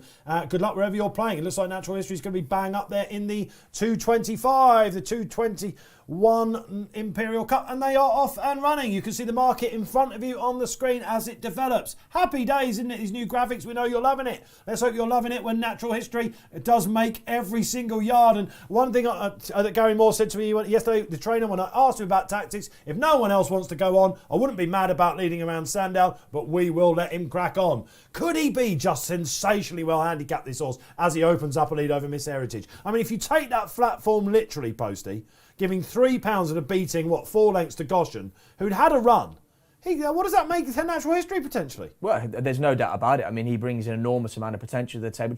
I'm pretty sure that is Ricky Johnson riding Miss Heritage. Is it? Yeah, it definitely is. It definitely is Ricky Johnson, isn't it? On that, of course, if you're wondering why we're calling him Ricky, of course, I misspoke his name, much to the delight of the two ex-jockeys sitting next to me when we last got. It was Cotswold Chase Day, I think we call it that now, can't we? Yeah. So look, opening up the lead, Ricky Johnson. If you're a Natural History fan, you've got to be pleased he's not taken on, as in Jamie Moore's able to set his own fractions here. Yes, he's a touch keen, but he's doing it all in his own time, isn't he, really? And as we can see the market there, Barry, on the screen, we're sort of seeing the thunder a little bit, but he is now gone under the 2-1 mark. Yeah, as soon as he jumped off in front and got the uncontested lead, he shortened straight away. He was around the 2.45 mark when the white flag, when they started the race, and it automatically went into 2.78 off the back of that. Fantastic stuff. Thank you, Barry. OK, so as we go on to the far side, just setting an average pace, I'll tell you what, Mick Maestro, under your man, what's gone on here? Something's gone wrong. There's a tack malfunction. I don't know if a rein has snapped here again. Charlie Todd's not enjoying himself there, is he? I think a rein snapped. I think you can see the rein swinging down. He's going to have to be a P next to his name, isn't it? This one, Posty, I think. Well, I think the horse is going to make that his mind up for him. He's going round. The hurdle's not over him. Yeah, OK, he's just run off the track then. Mick Maestro, unlucky if you are on him. Nothing you can do about that when the tack goes. And I guess that Jamie Moore, TC, will be happy about that. He's got his freebie back. Yeah, Miss Heritage now putting a little bit of pressure on, but slow there. So Natural History, jumping really well. No surprise to see him being shortened in the Betfair Exchange market at the moment. That was a lovely jump by the novice favourite, wasn't it? So Malaya just off them in about third. Also a Miranda, of course, who they were going to aim this at Kingwell. They've obviously thought there's a handicap market still in this. Andy Slater, young man going places. He claims 7. Just off the pace as well. Who else have we got there? Matt the Man, who's got some big handicap form. He's going all right for Team Williams. Got really fancied horse in the last race, Golden Whiskey, after we go off air. So we're jumping. This was 3 out, Posty, is it? This is 3 out. I got it right. Happy days. You got it right. We've got the long run now into the straight. Malaya just coming under a little bit of pressure down the inside. They just quickened up, that's why on speed. Dickie Johnson went forward on Miss Heritage. Fran Sham also creeping a bit closer, looking for Hassanabad. Tom Segal's pick. Will it go on the ground? That was my question. We'll find out up this tiring home straight. Langer down. Every rival in front of him at the minute. Little bit of a tight for room there. How will the favourite react, Tom? He's just been headed. I mean, Jamie Moore seems very comfortable still. What's the market saying? Look, you can see he's out to nearly 7-2. 130, yeah, and your favourite's Miss Heritage at the moment. But like you say, going well, but there's a host of horses coming in. Mac the Man now seems to be travelling well. Let's see how the flat horse handles this heavy ground up the home straight. Then he's trying to fill his lungs again a little bit. Here comes Fransham then for Pam Sly. Langer down, absolutely cruising. The favourite looks in trouble. He hasn't kicked, has he, Jamie Moore? Going backwards now as Miss Heritage and Ricky Johnson about to take it up at the second last. Here comes the Sanabad. Can we call it, boys? Langadan still going very nicely at the moment for the What's Skeletons. the market saying? Langadan Got loads me on on Langadan. loads left. 7 to 2 on. Look at Harry on Skelton, Langadan. absolutely Oh, yes. cruising. The favourite's about to fall out the back of the telly. It's either come too quick or he just hasn't gone on the ground. Langadan, goodness gracious me, Jamie Spencer like. What will he find coming to last? Pops it nice. Miss Heritage and Langadan going clear, but she's a sitting duck. If you got involved with the anti-post plunge, big week coming up for Team Skelton. Second in our first race, easily going one better. Gives him a reminder up the hill. Doesn't he respond nicely? A horse that Charlie Post broke in has gone and taken out the Imperial Cup. Second, Miss Heritage. Third, Matt the Man. He'd be your benchmark. Hassanabad didn't go on the ground. He was in fourth. Look out for him. Tiring old stuff again. Weren't impressed with him when you broke him in, of course. No, like as in, it's not a case of not being impressed, Dave. It's just like just telling it as it is. He was just a nice horse to be around. But like, yeah, I'm not going to say it for any stretch of imagination when I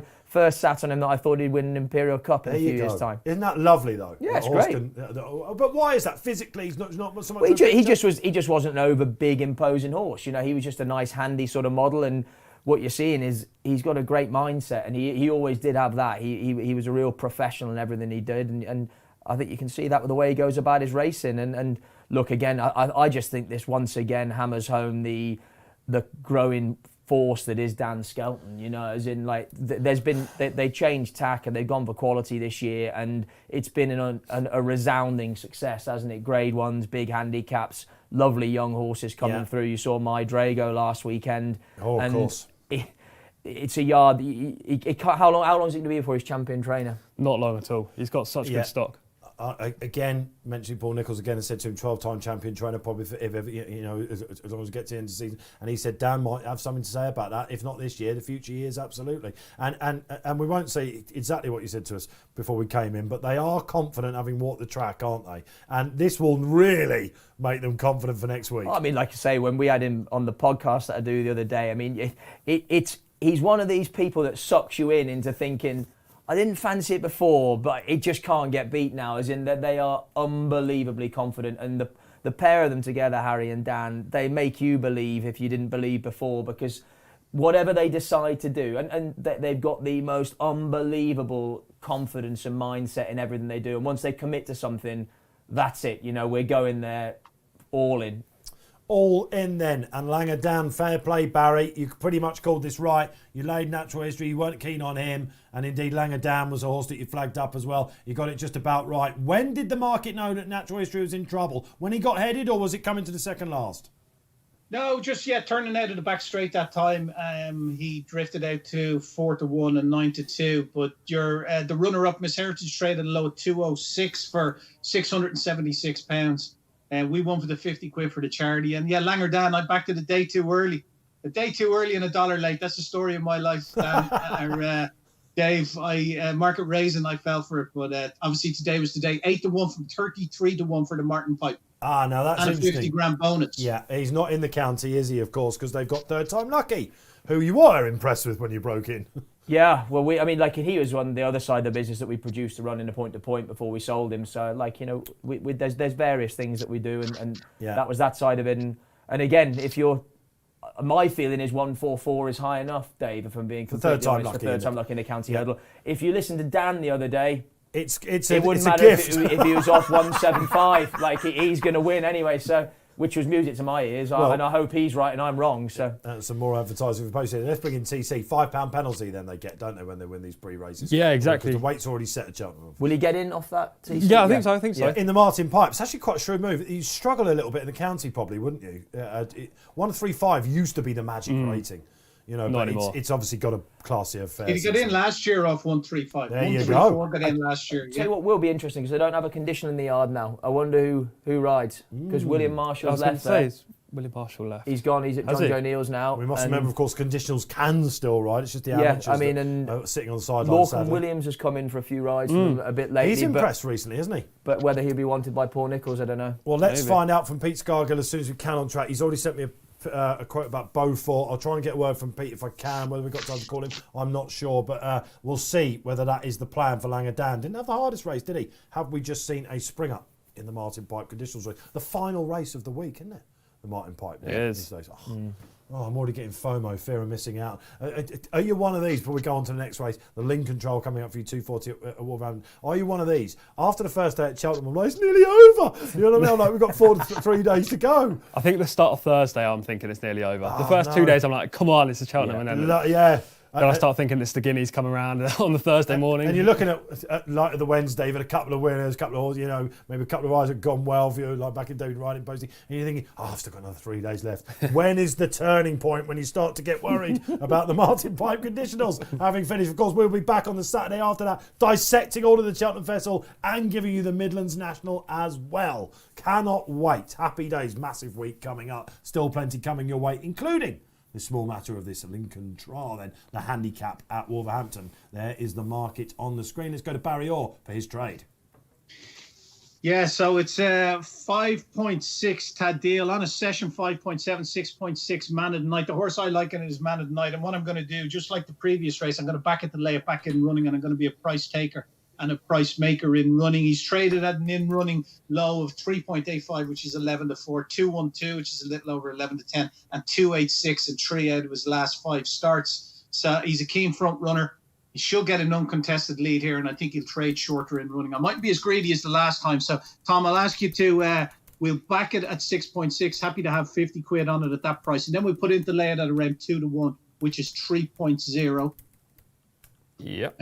We'd select lay 3.0, and we'll take 100, or we'll take 70 quid out of it at 3.0. 70 at 3.0. Yeah, and we'll go keep bet again, because as you boys know, but some of the viewers mightn't, if we weren't to select keep bet there, that bet would cancel as the race goes in play. But keep bet does exactly what it says in the tin, and it keeps the bet in play in running.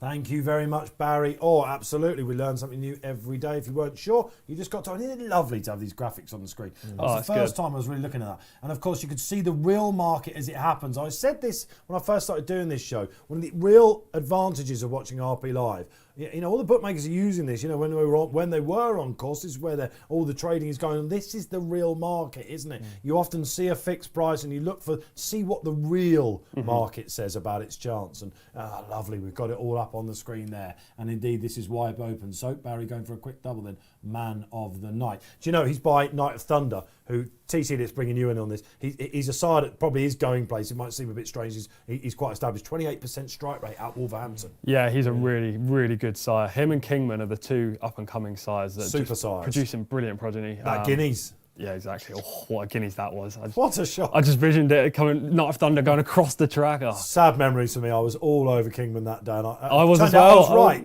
Yeah, exactly. Kieran Fallon, though. Yeah. Kieran Fallon on the near side, wasn't it? James Doyle on the far side. Yeah, it can be a draw race again. Was Gosden not that happy with James Doyle that day? Was there not something about that or not? I think there was, but I didn't hear what the actual reasoning was behind that. You can say that. Can I? Yeah, well, I'm not saying it, that's for sure. But of course, big news this week, of course, isn't it, about Thady and John becoming one of these training partnerships. We flagged up on this show, Barry, and of course on some other feature shows we've been doing, that these training partnerships, especially with COVID coming, might be the thing forward. Smaller yards joining forces. I think we will still see that when the real economic cost of this crisis is over. We'll see that. But this is big. This is like something in Australia, isn't it? And because of it, we've had some massive news weeks. It's a great time to announce it, just when Cheltenham's coming up. John and Thady Gosden. There's a partnership for you this year, Barry. Yeah, I think it's great. It's given the kid his head somewhat. I suppose John Gosden now, I think he's turned 70, hasn't he? So he's a young 70. Like, he's such an articulate man, but obviously he wants to bring his son in and give him more of a leading role in it. He's been going to a lot of race meetings. I remember him over here when he was with Joseph O'Brien. He was with him for quite a while over here, and he came across as a really nice kid down on the hill in Owning, and he got on well with everyone. So he's a good personality, and I know, obviously, his father has reached very lofty heights, and he's coming in at the right time. It's worked for all the other partnerships so far in the UK, and I don't see why it shouldn't work for them as well. Yeah, I'm glad we got that mention in. Absolutely. But we must, of course, go to the tips. Man of the night, I like Tadleel. I'm with you on that, yeah. 2 for Tad Leal. Happy days. I think there's still more to come from him. Richard Farr, he has a great record in this race. Love his inside draw. Low draw, TC, as you mentioned, has been, I looked at the 10-year trends, lots of single-figure stalls. Yeah, and if it wasn't for the draw, I'd be all over Mission Boy in here, but the draw in Gate 13 completely puts me off. Yeah. Completely puts me off. If I was playing at home, if I was sitting at home watching the racing, this is a race I wouldn't play. Obviously, I'm the tipster on the show, so I should put a horse forward, which would be Milltown Star, but it's very tentative. I wouldn't be backing in the race. Otherwise, just to say that 4 of the last 5 winners of this race have come here on the back of 140-plus day layoffs, campaigned with the Lincoln or with the turf season in mind. Which Milltown has next to his name. Exactly. Yeah. So that's... He caught the eye a couple of times last year, didn't he? He's a course winner, of course. I looked at him. The market just strongly suggested he might need this. Yeah, but it's likely, some of these horses are going to need this after long 97, layoffs. you'd get in Lincoln, wouldn't you, on that, just about, wouldn't you? Yeah, I think so. On a Session's the interesting one, isn't it? On a Session, whose sire, remind myself of the sire quickly of On the Session. Noble Mission, just 1 from 20, so stark contrast to Man of the Night and Night of Thunder. Okay, so there are your tips for you. 2 for Tad Leal. Laura Pearson.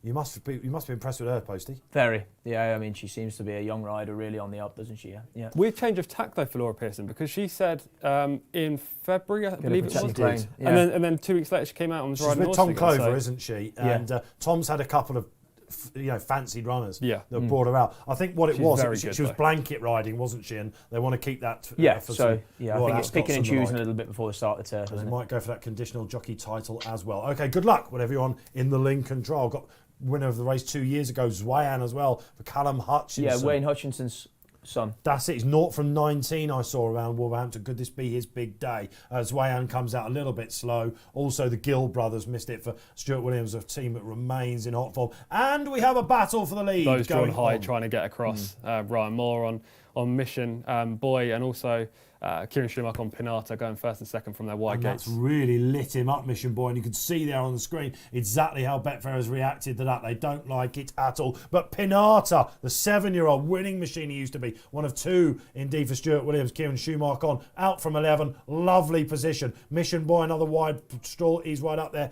as mentioned. Oh, This Is Us. I'm looking for him at the moment. Another lovely old boy. Plenty of course for him. He's in midfield at the moment. Where's Man of the Night, guys? Just sitting nicely in midfield, TC. Yeah, perfect spot. 2 out from the rail. Perfect spot. It's going to come wide in the straight, just where you want to be. They went quick in the first furlong to get to the front. They went 10.53 sectional. Anything sub 11 is quick. Thank you, TC. And now they've slowed great stuff. You can tell he's been on Sky a bit, can't he? I have to say, Laura Pearson, despite being in stall 5, she did get trapped a little wide. She did get trapped a little bit wide. It looked like she wanted to improve her position slightly halfway down the back, and she's sort of second last at the moment. The price on him, he's out to Barry as they're turning in 3 furlongs out. This is all over the place, this market.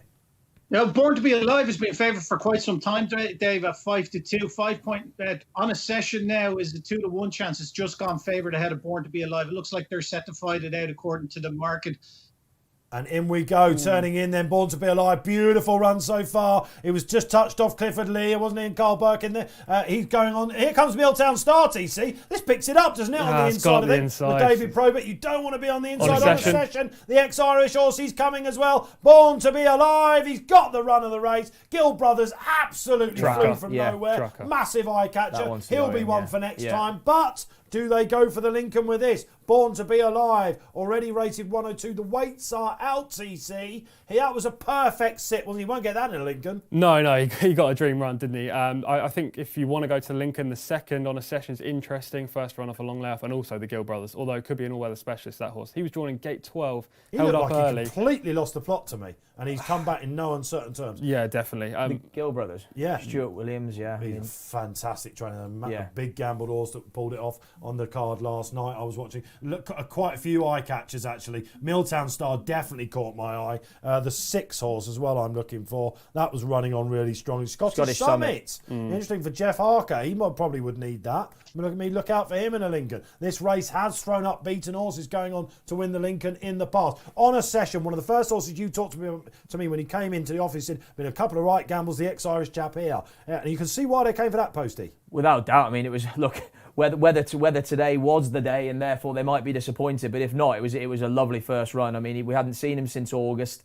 Bought for 70,000 from Ireland, and it looks like a sort of horse they're going to have a lot of fun with now. I mean, I mean, he's got turf form already in the book as well, so this was a really promising start. He ran in the Jersey as well, and also finished third in the Galway Festival, so he could be a real sharp sort for the turf. Interesting. Milltown Star has run well there. I just wonder if he's one of these that might catch the eye, but if it buckets down before the Lincoln, they'll be happy because he does go on bad ground, TC, doesn't he? Yeah, he was unfavoured by the fact that Pinata hung right off the final bend, which meant that David Probert had to go up the inside, which is clearly not the place you want to be at any all-weather track, but he definitely caught the eye.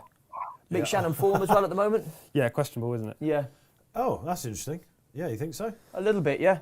0 for 11. Last winner was 28 days ago. Yeah. Okay. Yeah, that for a yard of that. So to run like that on the with that as well to throw into the equation, positives. Yeah, so Probert didn't have much shoes. Again, these inside of these tracks, I don't want to keep banging the drum, but I always mark up a horse that's run well on the inside of the track. Sometimes though you can't help but be trapped there. Course, you know, as in like in fairness to David Probert there, I don't think that was like it wasn't a decision by him. As TC said, sometimes your hand is played, isn't it? You whatever cards you dealt or whatever. So really enjoyed that. It was a blanket finish behind Born to Be Alive. You called it turning in, Barry. He was drawn in 10, but what a run he had round.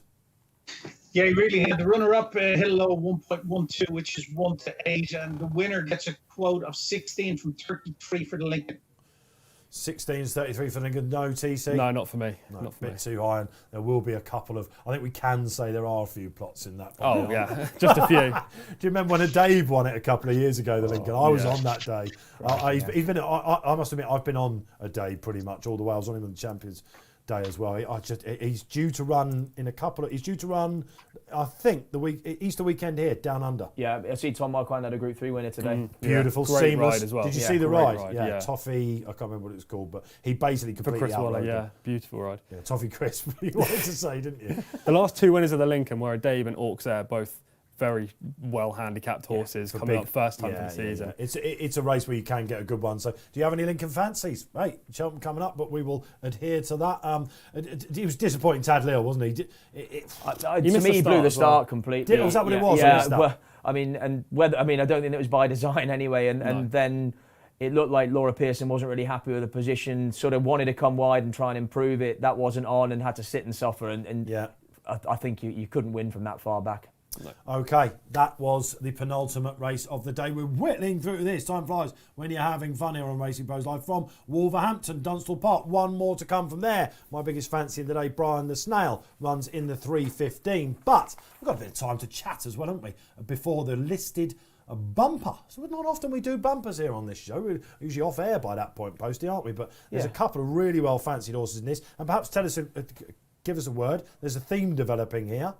Yeah, I mean, it's just one of those days, isn't it? Tweed Skirt of Nicky Henderson's was a filly that we broke in this summer for Goldford Stud, who produce a lot of very, very good horses. And it's the first one that we've had sent to Nicky Henderson. And she was, well, the reports were great before Weatherby. Is the pressure on when that happens? I don't think so. I mean, I'm good friends with the assistant, Billy Aprahamian, and they were very happy with her from day one when she went down there. The word was very strong before Weatherby. I'm not sure Weatherby was much of a bumper, Dave, if I'm being completely honest. I think the second has been well beat since. But she's a lovely, and that was heavy ground that day, wasn't it? Yeah, it was, yeah. Are you putting this up? Yeah, I am. Let's get it out of the way. And I think she's a half sister of Petticoat Tails, who was a decent performer as well for her in Greatrix. Yes. So she ticks a lot of boxes. And did she win this race, Petticoat Tails? I'm pretty sure she ran in it. She ran in it. I think she was placing it. I think Richard Aston was telling me she was placing it. It is. It's all up there. Look, you're an encyclopedia. You don't know where the railway fences are, but you do know. I might have had a better chance of riding a winner over them. Exactly. Well, I mean, we could do that. We could do that one day.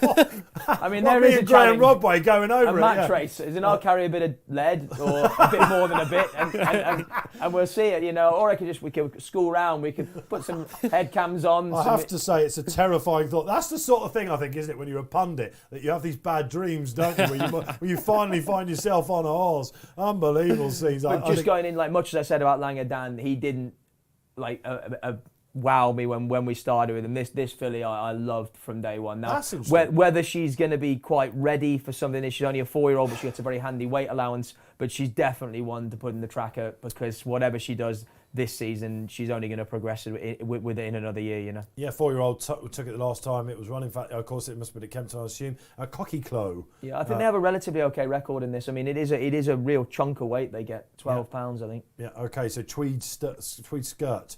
for Poste, Nico de Boinville and Nikki Henderson, whose horses looked like they were coming to form just at the right time. But yeah, you're right, a couple have been in slightly underperforming. So Patroclus didn't run very well, did probably the ground for him, and Captain Morgs didn't get Which is worrying with next week in mind. So yeah, I make you right, but it's one stable, isn't it? Nicky Henderson winning most trainer pretty much, isn't he? Is he still the winning most trainer, or did Willie Mullins go past him?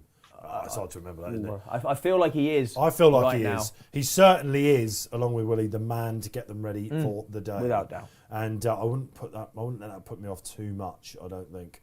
So Tweed skirt it is. I like the Fav, Rainy Day Woman. Again, one name I kept hearing down at Ditchy on Monday. I think they were curious about whether she could actually get in with the 4 runs, but Cocky Cloud had 4 runs. There's a certain amount of bumpers you can run in. In championship bumpers, though, you can run in more than 4. I think you can run into at least 6 if they're championship races. It might have been a bit of a tip in itself that Paul Nicholls, the champion trainer, was quite keen to find out whether she was going to get balloted out or not. This is a listed bumper winner. Let's stick with you, Posty, on this before we go to Barry. And Tom, and she was very impressive at Huntingdon. She carries the penalty. It was done 3 times at 2010, 2011, 2012. The maximum penalty was carried to success in this race. She's a big brute, isn't she? And Megan rides. Yeah, I mean, Megan's been riding a few of the bumper horses, hasn't she? And she won. She's won for the 2 starts for the stable since they bought her off Pam Sly. And like I say, she was a little bit keen round Huntingdon. And yet to still go and do it with such authority. I mean, I see no reason why Flirtatious Girl should turn the form around. I don't at all. Kim Bailey's horse, you watch that back, you've got plenty of time in your members section. It looks a case of further, the better she goes for me. Rainy Day Woman. This is one of my more confident plays. I know she's short. In fact, TC, before we go to Barry, let's complete the desk tips. Well, I really fancied Miss Lamb, so it's gutting that she's not running in the race. I thought that run behind Eileen Dover was the best piece of form. Grangy behind. Yeah, exactly, and Dragon Bones was also behind that day. There you go. She's one to put in the track of Miss Lamb. Rainy Day Woman, all the money's come for her. It was 4-1 into 11-8 now, roughly. Codename Lease is the interesting one, I thought, for Lucy Wadham, Bryony Frost aboard. Finished second on heavy ground, then one on soft ground at Ascot. Race wasn't too bad. I just don't like betting in bumpers. I don't know if that's... Yeah, quite a lot of players are like that, aren't they? Why is that? There's not much form on offer. There's all young horses. They go muddling pace. I suppose the championship's very different, isn't it? There are a lot of improbables that you wouldn't get in, say, a hurdles race, a chase, on the flat, you know. So a tentative selection, codename Lease for you. Each way, yeah. With Bryony on. Lucy Wadham's 3 runners in this race. 1 has hit the crossbar. Barry Orr, then. I've got a feeling you're disagreeing with me. Yeah, I'm going to take the favourite on. She's carrying that penalty like you alluded to, and she's been impressive since they bought her out of Pam Slides, without a shadow of a doubt. Megan seems to get on particularly well with her, but I thought there was a chance that Flirtatious Girl could turn around at 3.5 length of feet from Huntington. Obviously £4 better off. I really like the horse of Anthony Honeyballs that Harry Cobden rides. It's a 25-1 chance. Precious, but that won really well the day she won. I thought Tweed Skirt had a chance, and I thought Marshmallow had a chance as well. So just at the price, happy to take her on. Paul did say in his blog on Betfair that what she needed was plenty of rain. She's got that, but at the price, I'm happy to take a chance with her at 2.40. So looking to take 50 quid out of her here, please, Tom. Yeah, 2.42. I'm happy to do that as well. She's hovering around that. She's been hovering around that price for quite some time now. So going to take 50 quid out of Rainy Day. Have the field running for us at 6-4 on. Okay, so plenty of runners to give this favourite something to think about. 2 short, says Barry Orr for the charity bet. Okay, thank you, Barry. You've got time to react to that. And as we can see, lovely again having this market up. She's just slightly on the slide, isn't she, I suppose, Rainy Day Woman, as people think, come on, we're getting a few of these beat. Natural history. You can have her with after the wind up. Well, that's interesting. Good judge I know suggested that this would run a good race. Was beaten by Cocky Clow, last year's winner of this race, on debut. Then went to the Honeyball Yard, one over mile 5, wasn't it, at Fontwell. The ground, no problems. Ground was too quick for it, I think, at Aintree when it disappointed, and they've tinkered with it since, haven't they? At Cheltenham.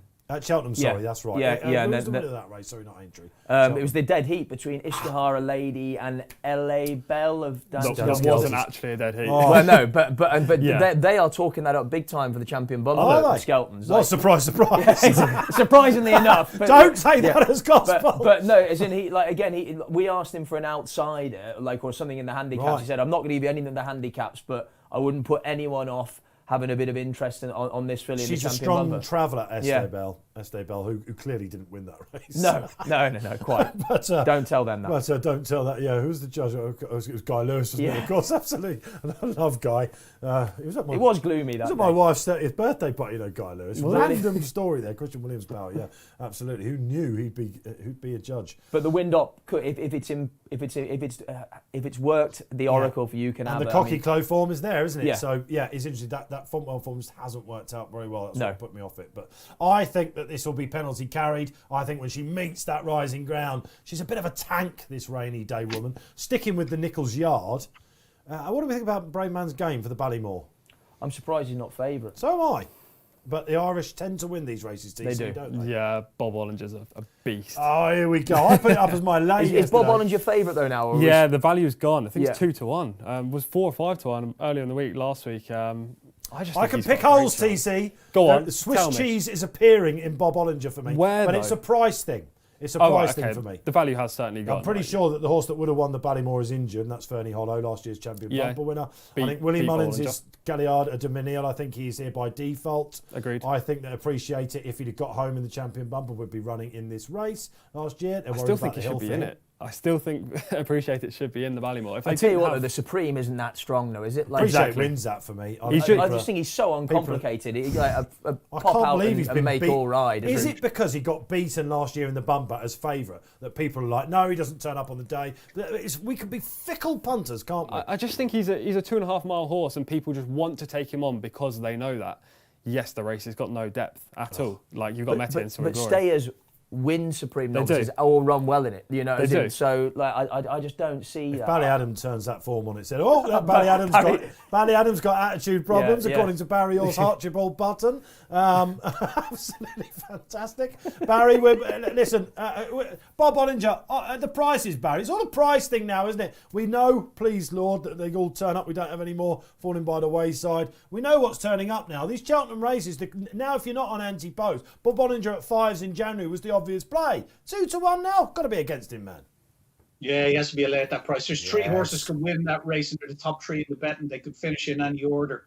Gellard de Missel. I know you're saying it's there by default. I don't know how you figured that out. He's a really, really nice horse. He's third choice, man. He is third choice. He's got to be. He's got to be. That Leopardstown form as well. He just beat a load of stayers, I thought. He beat horses. He's a hell of a chance. If you go back and you look at that race in Leopardstown and you look at the times as well. He's got a hood on, man. He's got a hood on. He's got a big chance. At Brave Man's Game's got a big chance in it. So I don't know how anyone can be dogmatic in such a competitive race about, one's a certainty or one has no chance. I agree with that.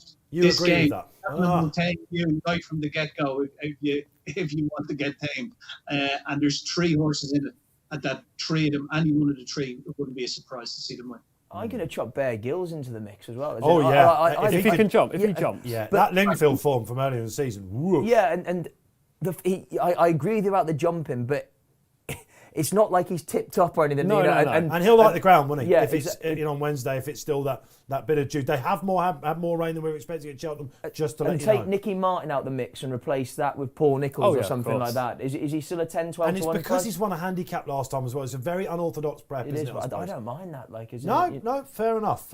Listen, strange things have happened in the past year. A handicap winner might win the Ballymore, but I do like him a lot as well. I think that I'm not saying he's going to go and beat the big three, but I'm saying he deserves to be in the mix for sure. As in, he's an unbeaten 140 rated novice. Yeah. So Bob, for me, I know that he's one of your big plays, isn't he? Yeah, he's my nap of the week. I did get forwards though, I have to say. Did you do Desert Island tips this week? Oscar was your nap of the week. Sorry, what was that? Oh, the Boston Oscar. Oscar was your nap of the week. No, he is, but I was asked for Here nap. we go. I was asked for nap of the week in a piece that we ran this week. Oscar was nap of the week here on this show. He's seen Cheltenham. He's seen Champagne Platinum's last run and changed his mind. Biggest certainty ever to set foot. That's not right. He was saying that, Barry. Let me clear this up. I was asked for a nap. I was asked for a nap this week that wasn't supposed to be in a handicap. So then I had to put up a horse that was short price, and it was the likes of Monkfish, Envoy LN, So I put Bob Ollinger, and then I said, if you could have a nap in a handicap, it would be the Boss's Oscar, if that was such a thing. I don't believe the word handicap was used, Barry, was it, when he made his What a Shout debut? Biggest certainty Anybody ever to step foot in Cheltenham Yes, is the boss of luck. He I came think on they were- keen to make an impression. 10 point Tom, all his tips won, and then he gave us a certainty for Cheltenham. Now he's jumping off. Hey, look, Lungfish is the certainty for Cheltenham anyway, sure. Fish yeah, pond. I mean, yeah, he is a certainty, but it's 4 to 6, isn't he? So it depends what you want to. Yeah, listen, Would they've you got to bet turn on up, 4 haven't to they? 6? No, I'm not saying I would, but Yeah, I'm exactly. just saying Thanks to what's Paul a certainty, Keeley. you know? Thanks to Paul Keeley, we had a great start on the feature show yesterday morning.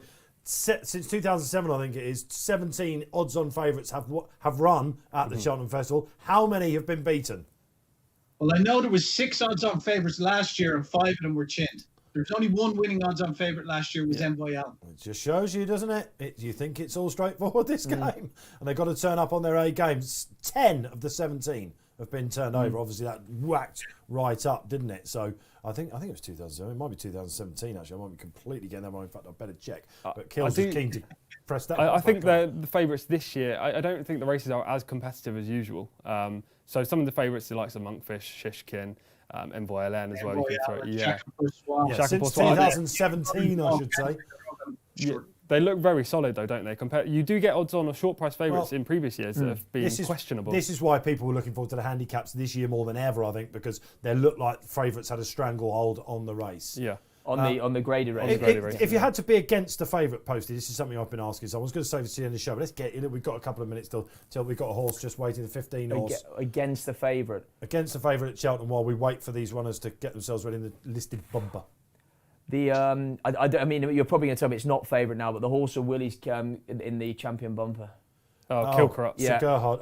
He's got 2 of them, hasn't he? Yeah. Oh, yeah. I'd be against both of them, actually. I just feel that I'm just not sure that Sean was believing in that race when he. Well, it probably wasn't, was it? spread It was amazing. He's been given the highest rating of any. He's been given a rating now that's higher than any of the previous 10 bumper winners. Kilcrut, what was his RPR? Someone out there help us. I'm going to have to find out. But it's NYLN higher. got 137, and we, if you've been watching these shows, we've been saying that's actually not that high if you look back to the year 2000. So if that's the highest TC, it's got to be way above that. That'll be interesting to hear, won't it? Kilcrut, is he your idea of the banker? 142. 142. Wow. Okay, Yeah. so £5 higher than NYLN got Kilcrut. Wow. Okay. And I saw an interesting piece about the sectionals to do with that race as well, and the they were fact too that quick. Patrick, who's obviously ambassador now for the Racing Post, he's been doing some great pieces. That was his first piece, talking about the race and the description of the descriptive writing. Very good for Patrick, I have to say. Not that I should sound so surprised, but honestly, a real wordsmith, and he basically alluded to that fact. They're going to right old gallop here, he thought, and Ramillies, wasn't it, the horse who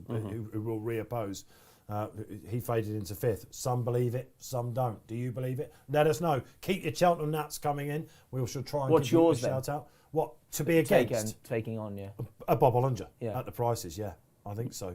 I with a heavy heart, the more the week goes on, if I start getting confident, it might be Album Photo as well. Mine is Album Photo, I think. That's the lay of the festival. Yeah, I think so. I don't want to be with him. The ground. Hallelujah, Santini. 10 point Tom, confident Santini, man. the headgear's come. I said it for.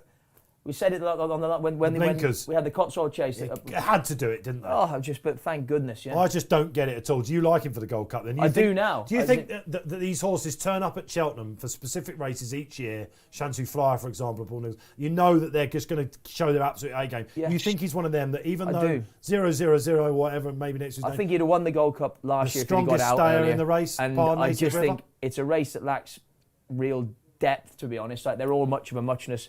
Champ to me, I'm not sure. I just think after the game spirit, I'm not sure that to go back to riding him a waiting race to make him stay. I thought he jumped brilliant with an aggressive ride, and he's not going to get an aggressive ride in the Gold Cup. He is not. Wow, Cheltenham, you've just got some lays coming your way. Let us know. You've got one you're against. Be fascinating to see what Barry's going against at the start of every day. We're not far away then, but we do have a lovely listed bumper here. I'm hoping Rainy Day Woman justifies the short price with the penalty. Reminders, tweed skirt for Posty. That looks like it's drifted a little bit on the line. What else have we got? Barry is basically taking on Rainy Day Woman and Codename Lease. Fairly solid in the market, the 5-year-old as well, as they get off and running. And Ballybone Mary takes it up. Oh, yeah, massive a change of opinion. There's some going inside, some going outside. Often, when the rain falls at Sandown, you see it on the flat course all the time. Not now Cato route. They can come down the Not Now Cato route. Of course, when they run what's the eclipse? The eclipse. Thank goodness you're here. Ryan Moore's first Group 1 winner, maybe. Yeah. And Fergus Gillard yesterday, you saw aboard that Jericho Rock. He was the only one that came stand side. Ended up winning by 5 lengths. So, on that side... You what, sorry, Barry? Oh, no, the favourites on the far side. I was just trying to figure out what horses are on that side. Flirtatious Girl. You're trying to figure them out. Try calling it, man. I'm not a race caller. But now they are thankfully merging. And who have we got coming up? Ballybow Mary. Ballybow Mary, Swincoln Fleet for another one for Andy Honourable. How many runners does Andy Honourable want to have in this? But there are a couple struggling out the back. Perhaps we should pick them up. Is that Alexander Romanoff? I can see. I think that's got to be out the back somewhere. Precious, that was given Dazzling a big mention. Glory as well, is out the back. Yeah. Harry Cobden's yard. Your favourite is just pretty much where you would expect her to be, Barry. What does that mean for the market? She drifted out to 2-1 off the back of that. 3.10 now. Flirtatious Girl is 6. 8.4 Ballybock Mary. That is a surprise to me that the market has been so pushed her out that much, I have to say, because for me, Megan Nichols, exactly where you want to be. Her old rival, Flirtatious Girl, trying to get first run this time, Posty. Yeah, I mean, look, a Kim Bailey horse ridden positively with David Bass. No surprises there, really. Precious was just chased away by Harry Cobden, turning away from the stands, and I think is now sort of third last and under a bit of pressure. Okay, just getting a quote in about Langadang, which I'll give you after this race as well. Quite an interesting one as well. But they are tussling up front then. And let's see what's going on. You Can Leave Her, is that it up front? I think it is, isn't it? You Can Leave Her. It's really, there's loads of colours that are very similar here. I can tell you that Swincoln Feet's still out the back. Looking for tweed skirt, Posty. Sort nicely of settled, isn't it? 6, 7 down the inside. Are we having You Can Have Her or You Can Leave Her? You can have her. You can have her. You can have her. She is well named. I'll tell you what, you can have her. Absolutely. But is that her up front? It is as well. And having got it completely wrong, Swincoln Feet is actually right up the start as well. Marshmallow, isn't it? Is it Marshmallow? Yeah, Marshmallow Kim leaving. Bailey You horse Can in Have Her front out down the the back. inside. Okay.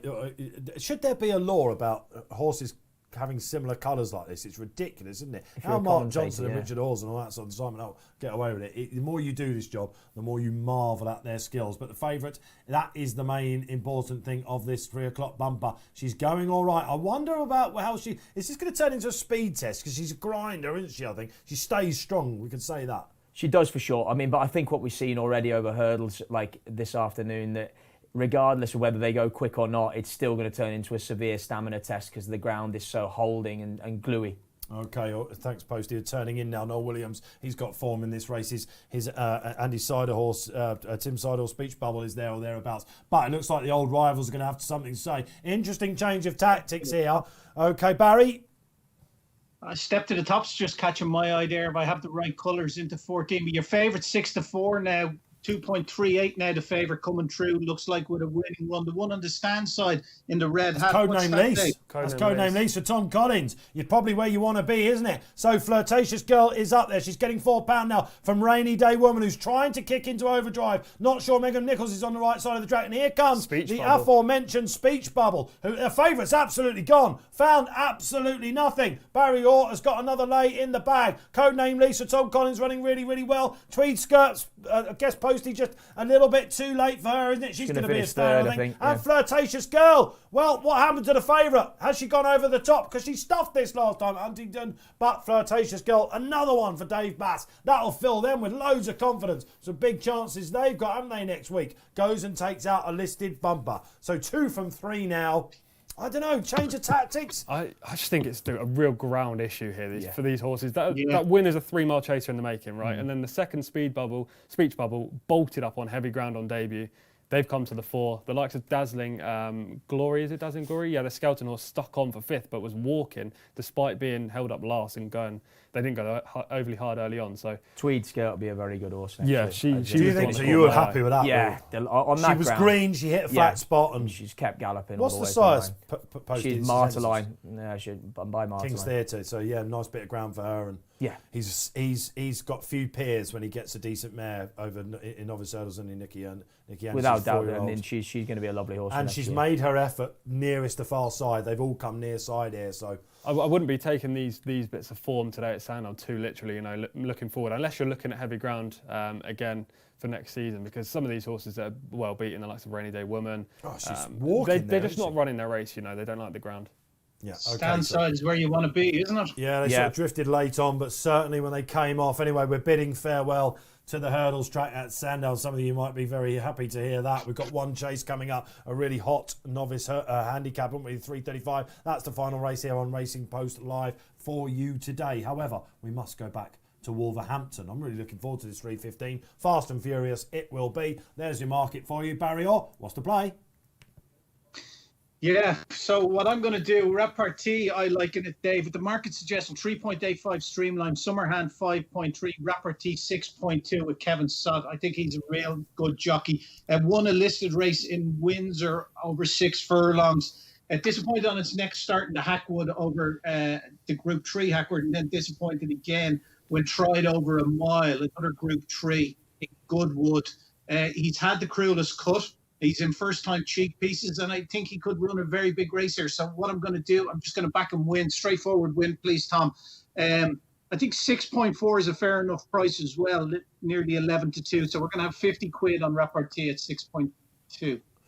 Kevin Ryan, he who must be obeyed, they call him Sheikh Obeyed, don't they, of course, with Postpone. That's a great name, isn't it? Love it, yeah. That was one of the headlines that came out. He who must be obeyed, of course, Luca Kamani situation. But Kevin Stott's young man, of course, he's... Megan Nichols is... Yeah, are they fiancé? I don't know if they're that close, actually. But I don't think they're that close. They live not that close yet. Together, I spoke to Nichols about him, actually. He goes, yeah, nice young lad. I was like...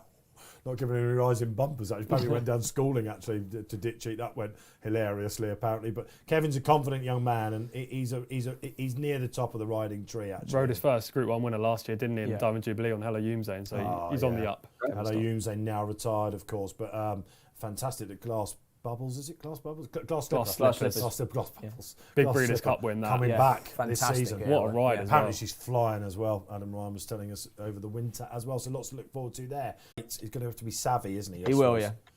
All right, so they're ambling around down at the start. So we've spoken, Barry, or the Power Exchange. Has it listened?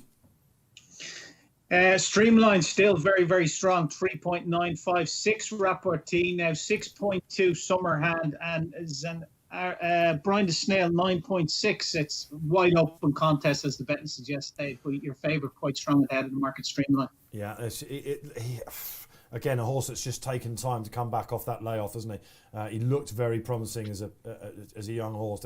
Despite the hood, he's got form around Kempton, hasn't he? So I was expecting a little bit more. But you probably watch back your members section. If you haven't done it, look at the final furlong, the closing stages on your Racing Post replays.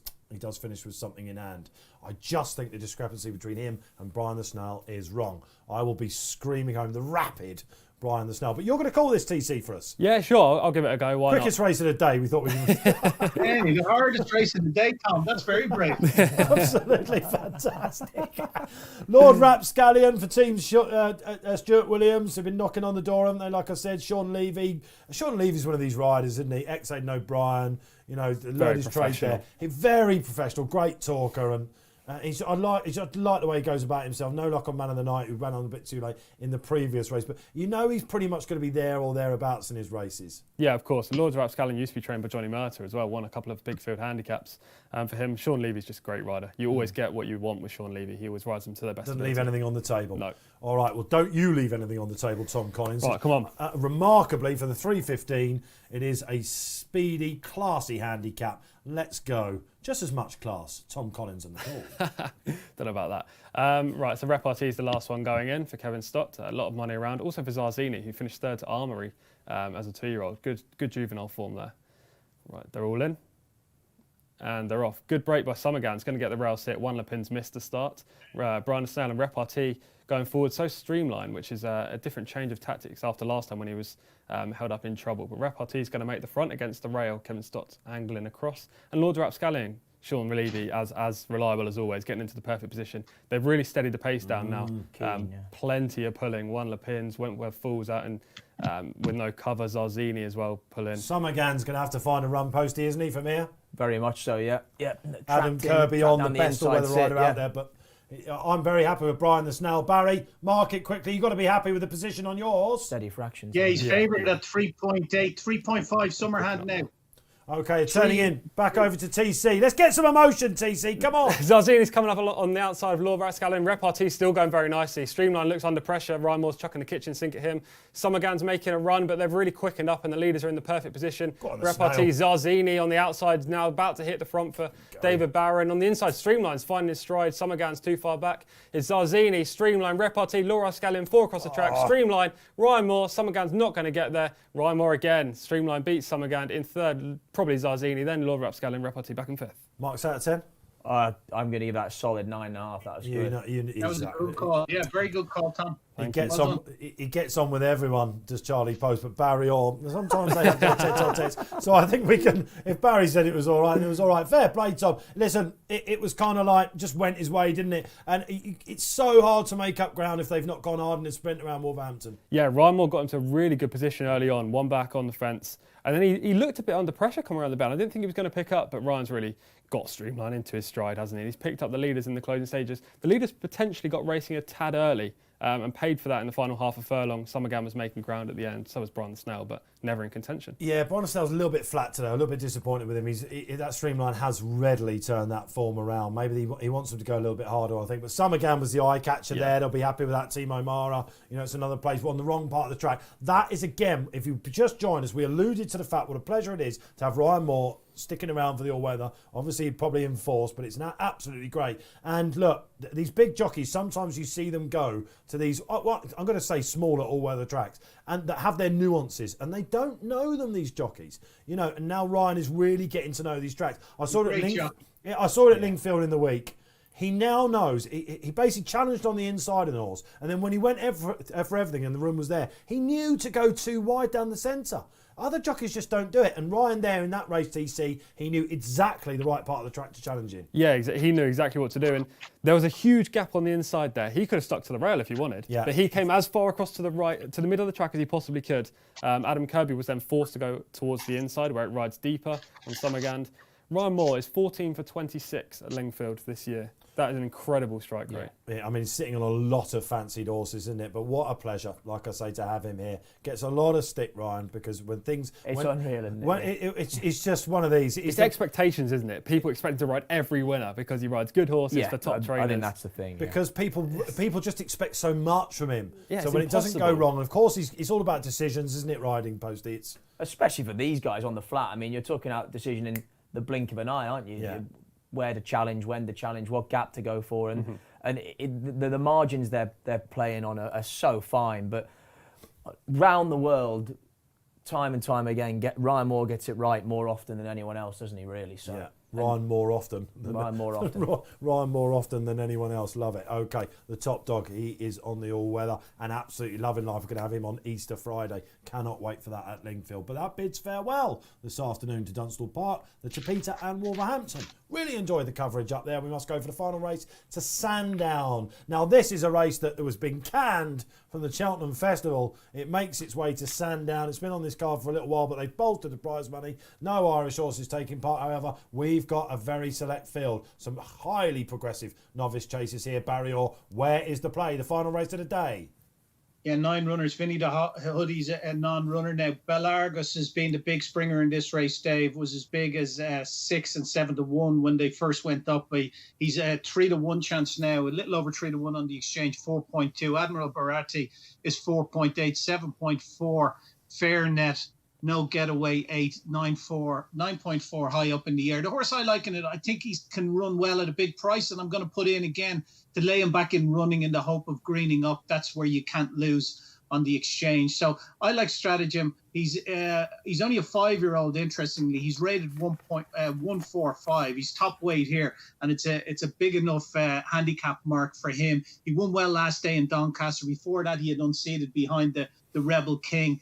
I just think he's a really, really nice horse. Just going back to in Kelso on heavy ground over 2 mile back in February in 2020 when he won 24 lengths, just really relished the ground. I know it's not as bad on the chase course as it is on the hurdle track. But what I'm going to do, Tom, I'm going to be a price taker here again, please. We're going to back Stratagem at 20. Happy to take that. Going to have going to have 25 quid in him at 20. We're going to look to lay him back in running at about 4.0. So that's 3-1. And we look to take 100 quid out of him at that. So we can win 75 quid if we get matched and I'd be happy to do that. I just think that I think he'll trade shorter in running because he's a prominent racer as well. So fingers crossed, Stratagem. I think he's the play in the race at a big price. Thank you very much, Barry Orr, for Betfair Ambassador Paul Nicholls, Harry Cobden on a 5-year-old post. He jumped really well on his debut, didn't he, when he came up against one? Was that Warwick, wasn't it, I think? Phoenix Way, who unfortunately pulled out next time. Has probably got his problems again for Harry Fry. But he really impressed me with the way he jumped. He got taken on that day as well, didn't he? And he did. And is he your idea of the winner, or is it something I think this is ultra competitive, to be honest. Really I mean, like it's not quite the novice handicap chase we'd expect at the festival, but it still is a cracking good race in its own right. I'm actually going to go for the same sort of thing as the Imperial Cup. Dan Skelton trained second time after a wind-up, no getaway. Up 10 for being very impressive over course and distance. Course and distance on his last run. And I like aggressively ridden front-running chases around Sandown. And whether the £10 rise is going to be enough for him, I'm not sure. But I just think they're in red-hot form and I'm going with him.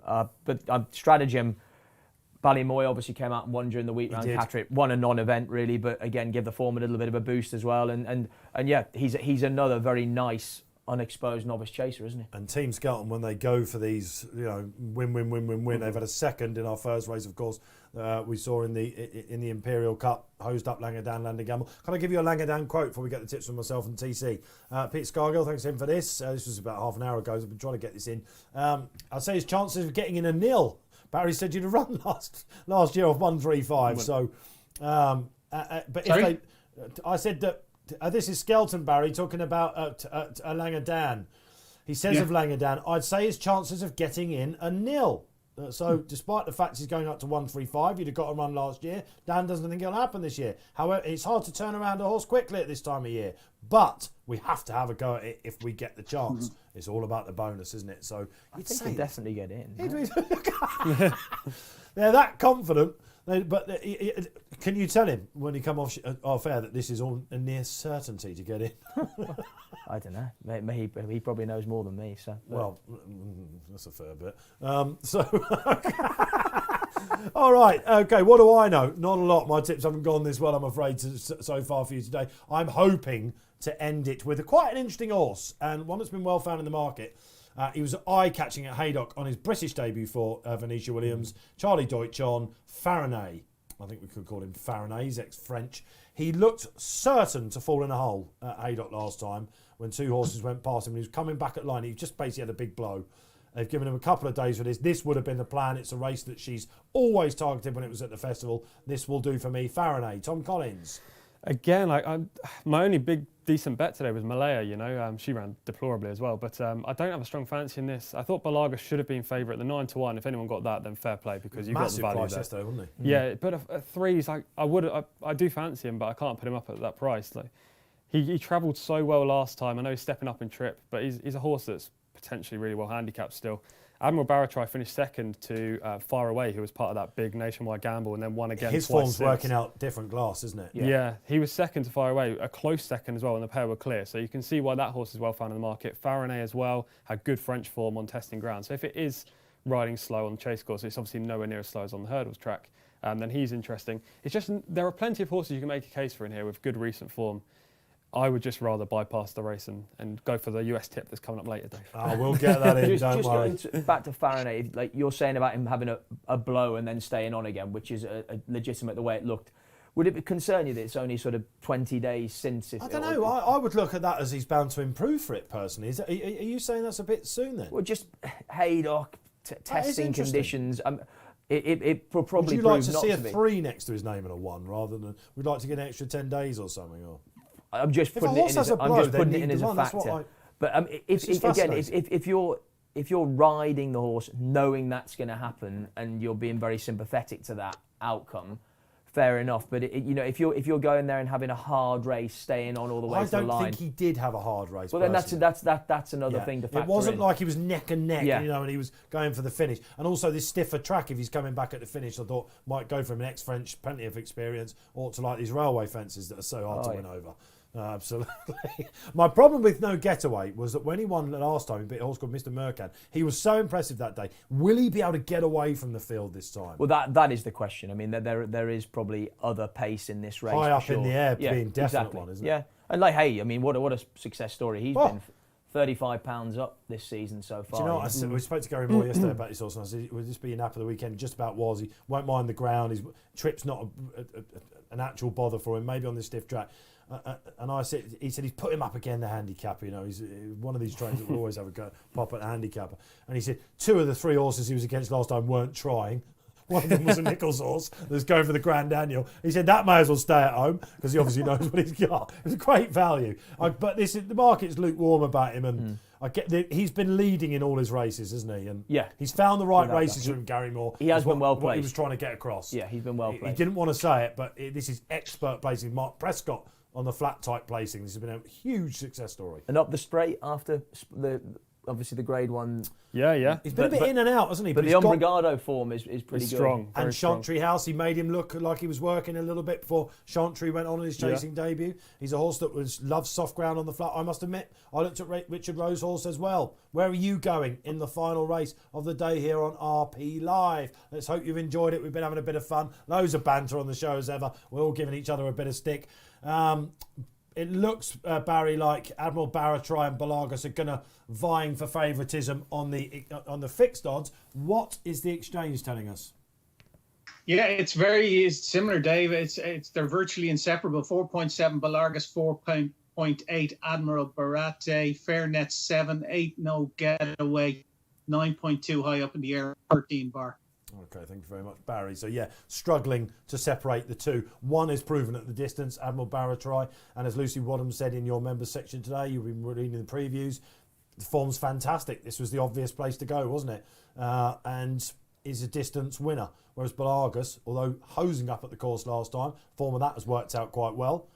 We do have stamina to prove. We've got a social comment on the screen. Who's coming up in social corner? Chris Timms. Good to have you back on, Chris. No getaway for me. Course and distance winner the last time he ran. But the in-form Skeltons. Posty with you all the way on that one. There's a point about No Getaway and the fact that he runs his best races off a break. If you look at his RPRs, his 5 top RPRs have come off breaks of 64 days or longer. Most of them have come off breaks of 90 days or longer. This is his first run back. When did he last run? 23 days ago.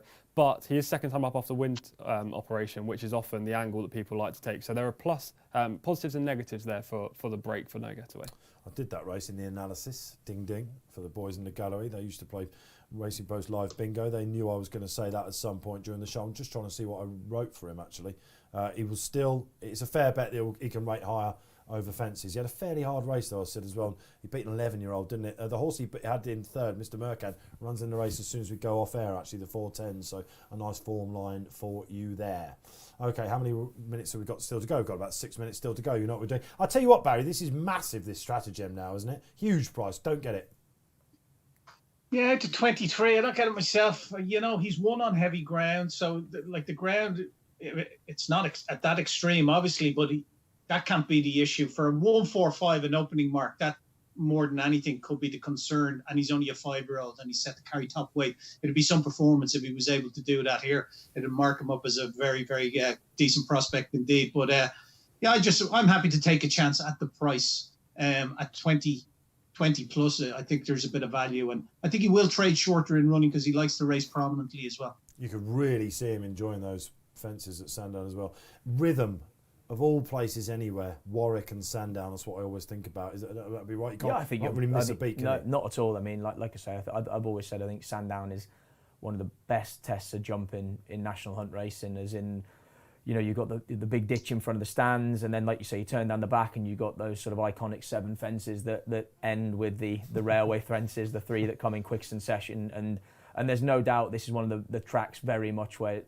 especially in modern times, where the fence have been modified. The pond fence as you go up the hill. But this is definitely a track where jumping can win races, and we've seen that on Betfair Race Day Live through this winter, that there are horses that just get into that sort of irresistible rhythm, and it makes a difference. That's why we love the Tingle Creek, isn't it, TC? You know, the 2 mile chases, Clarence House is great, championship. The Queen Mother itself is breathtaking, but the Tingle Creek, when they go hammer and tongs up front. The Cotswold Chase with Native River and Bristol Demai. That was a brilliant race, wasn't it? Yeah. You just see Native River jump around there. He's a Enki great going up horse. against him. It was just brilliant. How do you think Native River's going to run in the Gold Cup? Does he have to have the rain? I think he needs the rain to be a contender. You've turned up your face there, TC. Yeah, I mean, he's got a 177 Racing Post rating. That's the highest on offer anywhere you're going to find. He's such a good horse, right? I'm taking nothing away from him, but he's just not as good as the best in a Gold Cup, I don't think, unless he gets his ideal conditions where it's he's won it wet. before, of course. Yeah, I know, but now that he's got older and obviously he's... Last 11 year to Ultra was Mandarin all those years ago. What year? Great here we go. It's probably 40 something, wasn't it? 63 or something like that. Oh, okay. Nice. I don't know the I love answer. it how we're having a studious wiki guess. I don't know. I was just chucking Someone will it find out there. I thought sure. I TC should knew. know. No, I don't know. I will find out. Of course, the only horse to retain the Gold Cup, Corto Star. So he's got Regain it. Regain it, yeah. Retain it, yeah. Regain it. Regain it. Regain it, retain it. Not retain it because Usually Albury's done that. Regain it. All right, thank you for that. Let's get that out of the way before Cheltenham week comes up. Happy days. We were told by the producer in the studio, if there's going to be any problems with the new graphics, let's get the teething problems out of the way today. It's all What gone year did you smoothly say? out there, hasn't it? 63. It was 62 for Mandarin. Oh, Good guess, Charlie though. Post, Good story guess. of your career. Hit the crossbar. Fred Winter. Fred, yeah, absolutely, yeah. So, no, but I think we've had a 12-year-old since someone has won the race, so it's a little bit by the by. But over the age of 10 or 10 and over, it's struggled to win these championship races, don't they? Nap of the week, Charlie Post. Well, I say no price, but Monkfish for me is the one that I can't wait to see. Next best then. Next best. Sheshkin. You need fantastic. You can play the double. Give me a moment. Ask TC. TC. Oh, we know exactly what is. Next best has become the boss's Oscar, isn't it? I'll give you 4. Okay, so I got my. Oh, here we go. The Nap is Bob. Good God. I need my own show, Barry. I need my own show. I'll give you a 4. So the Nap's Bob Bollinger, the next best or Nap in a handicap is the boss's Oscar. 2 each way. I like Ganapathy in the county and I like Milan Native in the Ultima. Oh wow, Milan Native. Santini Gold Cup for me. With Santini the visor. Gold Cup. I really. Unbelievable. Right, let's get some bankers up on the screen as they get ready for the final race of the day. Hugh Masson, good to have you on. Imperial Alcazar. Will he go off favourite for the Potence? He'll be second to the boss's Oscar. Second to the boss's Oscar. Mally Draycott. I saw your comment, by the way, Mally, about Kilcrut yesterday. Oh, there it is. It's come up on the screen. Fantastic. I keep telling you, says Mally, he's going to be a superstar. Mally, you'd have loved it when TC said he got the highest rating that he can remember in a bumper, that 142. We wish you luck next week. And great to hear from you all Dave, next it's week. Kilroot. I think it's pronounced Kilroot. Thank you They very don't pronounce much. the C as far as I'm aware. Kilcrut, I was calling it. Kilroot, is it? Kilroot. I think What is it's it about where these William Gaelic Williams' names? mother's from. I got told it was Kilcrut. God knows. Yeah, right. Juan Lepins is Yeah, still Juan doing Lepins, it that'll for do. me, TC. We'll find out if Patrick Mullins knows, surely. Well, I don't know about that. Patrick, of course, sadly onlooking, isn't he? Now, it's going to be interesting to see what riders get the call next week, Posty, isn't it? Yeah, There's going to be lots of opportunities, right? Yeah, without. I mean, certainly for William Mullins' team. I mean, because Rachel Blackmore, could she be top jock? Mellon, you'd have thought that would have been Patrick's ride, wouldn't you? Yeah, definitely. Absolutely. Sharjah. That's Kill his real Creek, big one. Kilroot. Yeah, Kilroot. You know I'm going to say that, don't you, on Wednesday? And they'll be like, what was he talking about? And then, the amateur race, the Kim Muir and the National Hunt Chase and things like that. Yeah, Kim Muir's just become like a sort of poorer Ultima now, hasn't it? Because, of course, it's for the amateurs to shine. It makes it, Royal Pagal, is there any word on who's almost gonna ride that? certain to Charlie run on Deutsch? Tuesday, I think. We're in the National Hunt Chase. Yeah, I think so as well. There was a lot of money earlier in I the really week. like Next Destination in that. Who could still go for the Brown Advisory, the old RSA, but I think he would come out second best. I think. Would Charlie Deutsch ride him then? Because I mean, like there was always that Yeah. story about him Oh, going great. Was to it Tom Ascot the Scoot? day when He'll ride him. He'll ride him. yeah. Not Tom Scoot? I think Charlie Deutsch will get back on him, won't he? You'd think so. Tom Scoo's become the go-to man. Yeah. Cap, Yeah. of course, is going to be his ride. That was impressive, Posty. That was very good. Does that win the national? I'm not going to say it's hard to look beyond him in the 6 to 1 national, shot, but isn't it? I mean, like When a horse is a stone his well in, profile is Tiger very Roll, good. Comply or Die. Raven, Sandown, lads. Oh, it's belting it down. They were expecting hailstones at Sandown. It has come for our final race then. Visibility going to be poor. It's going to be cruel then to say Charlie Post is calling me home, but I will. but I will call them home. I'll try and do a better job of the bumper anyway. That's for sure. 1,000 runners and colours all the same. Oh dear. We've got Enzo in on Gold Cup Day, I should say, for you here on RP Live. Here we go, high up in the air, all going home. left and right. Right, then off we go. Admiral Baratrai. Once again, a slight difference of opinion on the chase course about the ground. He goes towards the outside. Faraday, he's up there as well. No getaway. Charlie Post pick. We're expecting him to be up there. And, okay, we can see. Stratagem's gone. Stratagem. Oh, well sat, well he sat. saved it. Oh, unbelievable. Barry Orr showing his true colours. He's torn up the slip. But Oh! he's still in there. Oh, No first getaway. race No over getaway, fences nearly. at Sandown. The railway fences are causing carnage. Unbelievable. What a vision. You must have it. Imagine it was something to do with that. And I'll tell you who's come out best of this. Dan Skelton, if there was going to be a pace pressure, he's jumped them beautifully and he's got the freebie, Charlie Post. Did you not just he nearly fell at the second Did he? I railway didn't see- fence? I didn't see it. He did. I didn't see it. I can't hardly see anything on the screen. It's I foggy. mean, he's happy now. Harry managed to stay in the plate, and yeah, he's got the That's lead a that he was hoping remarkable for. sit then, was it? Because He overjumped, it Yeah, looked like, and pecked on landing, but he a puissance jump from no getaway. Faraday breathing down his neck now, high up in the air, not leading today over the longer trip, caused him to be slightly lit up. Right out the back now, Admiral Baratrai, Barry. He was What's slow. the market saying? Balaga's fiddling them as well. Admiral's still only 9. He's 12 now. Admiral Barate, 14.5. Belargus is your favourite at 9.4. No getaway, 5.3. 8.4 up the straight. 80 Stratagem after being on his nose at the first. I'm going to say something. Add another 0 on Admiral Baratrai. I've been here before. say Please that say now. that about Stratagem. Please say that about Stratagem. Whenever I say that, guys, they usually come good. So if you're hoping Admiral Baratrai, I don't know what's going on with Admiral Baratrai. He's jumping really slowly. Is out that the what back. it is? Yeah. So this is one of these starts then, the 2 mile 4, where you're like, oh man, give us a chance. You've got to get into rhythm early here then. Yeah, you get no resting, straight down over the railway fences, ping, ping, ping, and you want to get into a rhythm early. And as you've seen, it can be very much detrimental to horses' chances very early in a race. I mean, Stratagem, I think you nearly can add a 0, no? Oh, well, listen. Okay. Charlie, you didn't make your money by betting horses. No, I know I didn't. I know that, Barry. Well, you are right here. I think he's actually pulled him up, would you believe? Harry just got around to the gate so he could just walk up the chute. Yeah, he said it's raining, it's miserable. At least canter up the straight exactly. before we pull up. I've not had a winner, boss. I want to drive back to Ditcheat, please. I've got a big week coming up, so no Admiral Baratrai either. I think the two of them just not on a going day. One that is on a going day is Ansam for Team Williams and Tom O'Brien. Poor old Adam Wedge. Let's have a word about him quickly. Oh, man, you feel for these jockeys, don't you? With 2 weeks to the lead up of Cheltenham, they still give their absolutely everything at the fences, TC, and he's done his shoulder and he's got to sit it out. Yeah, I did a preview show with Adam Wedge, and he was talking up Silver Streak, and he was really looking forward to riding all of his. He had a good, solid book of Lisnagar, rides. Oscar, Lisnagar, Oscar, and he just had a fall the day we did the preview show, and then 2 days later he sustained the Secret injury. reprieve, of course, in the National, the Welsh National winner for them. Let's hope Adam gets back. Still for that. rode on for a couple of days afterwards. Oh, and that's then, right. And then diagnosed Ironman. with a fracture of his back. So, When it comes to your back, as Evan said in the week, you've got to do the right thing. But Ansam is catching the eye. Like I said, in the final race of the day, Golden Whiskey, massive chance he's got, I think. But here we come down the Ansam far and no side. getaway were tight there. Harry Skelton went for a real long one and no getaway put down on him. Okay, that's surprising because he looked real natural there, didn't he? I'm looking for Faraday. He's gone back in the track. Wouldn't be so great for my selection at the minute. Balagas out the back. Rhythm for stamina. Ansam, bad absolutely mistake. whacked that on the same side. Home, up the straight, I should say. Grade 1 company last time. Found it too hot. But he does have handicap form. Here we go. And then on the far side. Not quite the railway fences yet. What's gone on here? Balagas gone. No getaway, made a mistake. No, we are over the railway fences, Dave. We're midway down. Unbelievable. Even when I say they are, they're not. Thankfully, Balagas is up on his feet. We should say Faraday coming back into it. Come on, Dave Orton. Sign off with a winner. No, I'll tell you what, this is a good thing. Absolutely turning him. What price has he gone, Barry? What price has what gone? Faraday. 5 to 4, no getaway. 5 to 4, no getaway. 7.4 up the straight. And Faranet 2.3. Faranet, okay. I'll tell you what, high up in the air. He's not totally done with 4. Go clear then. Faranet's looking good. Are they around the pond fence? I think they are. No, they're coming to the pond fence now. To the pond fence.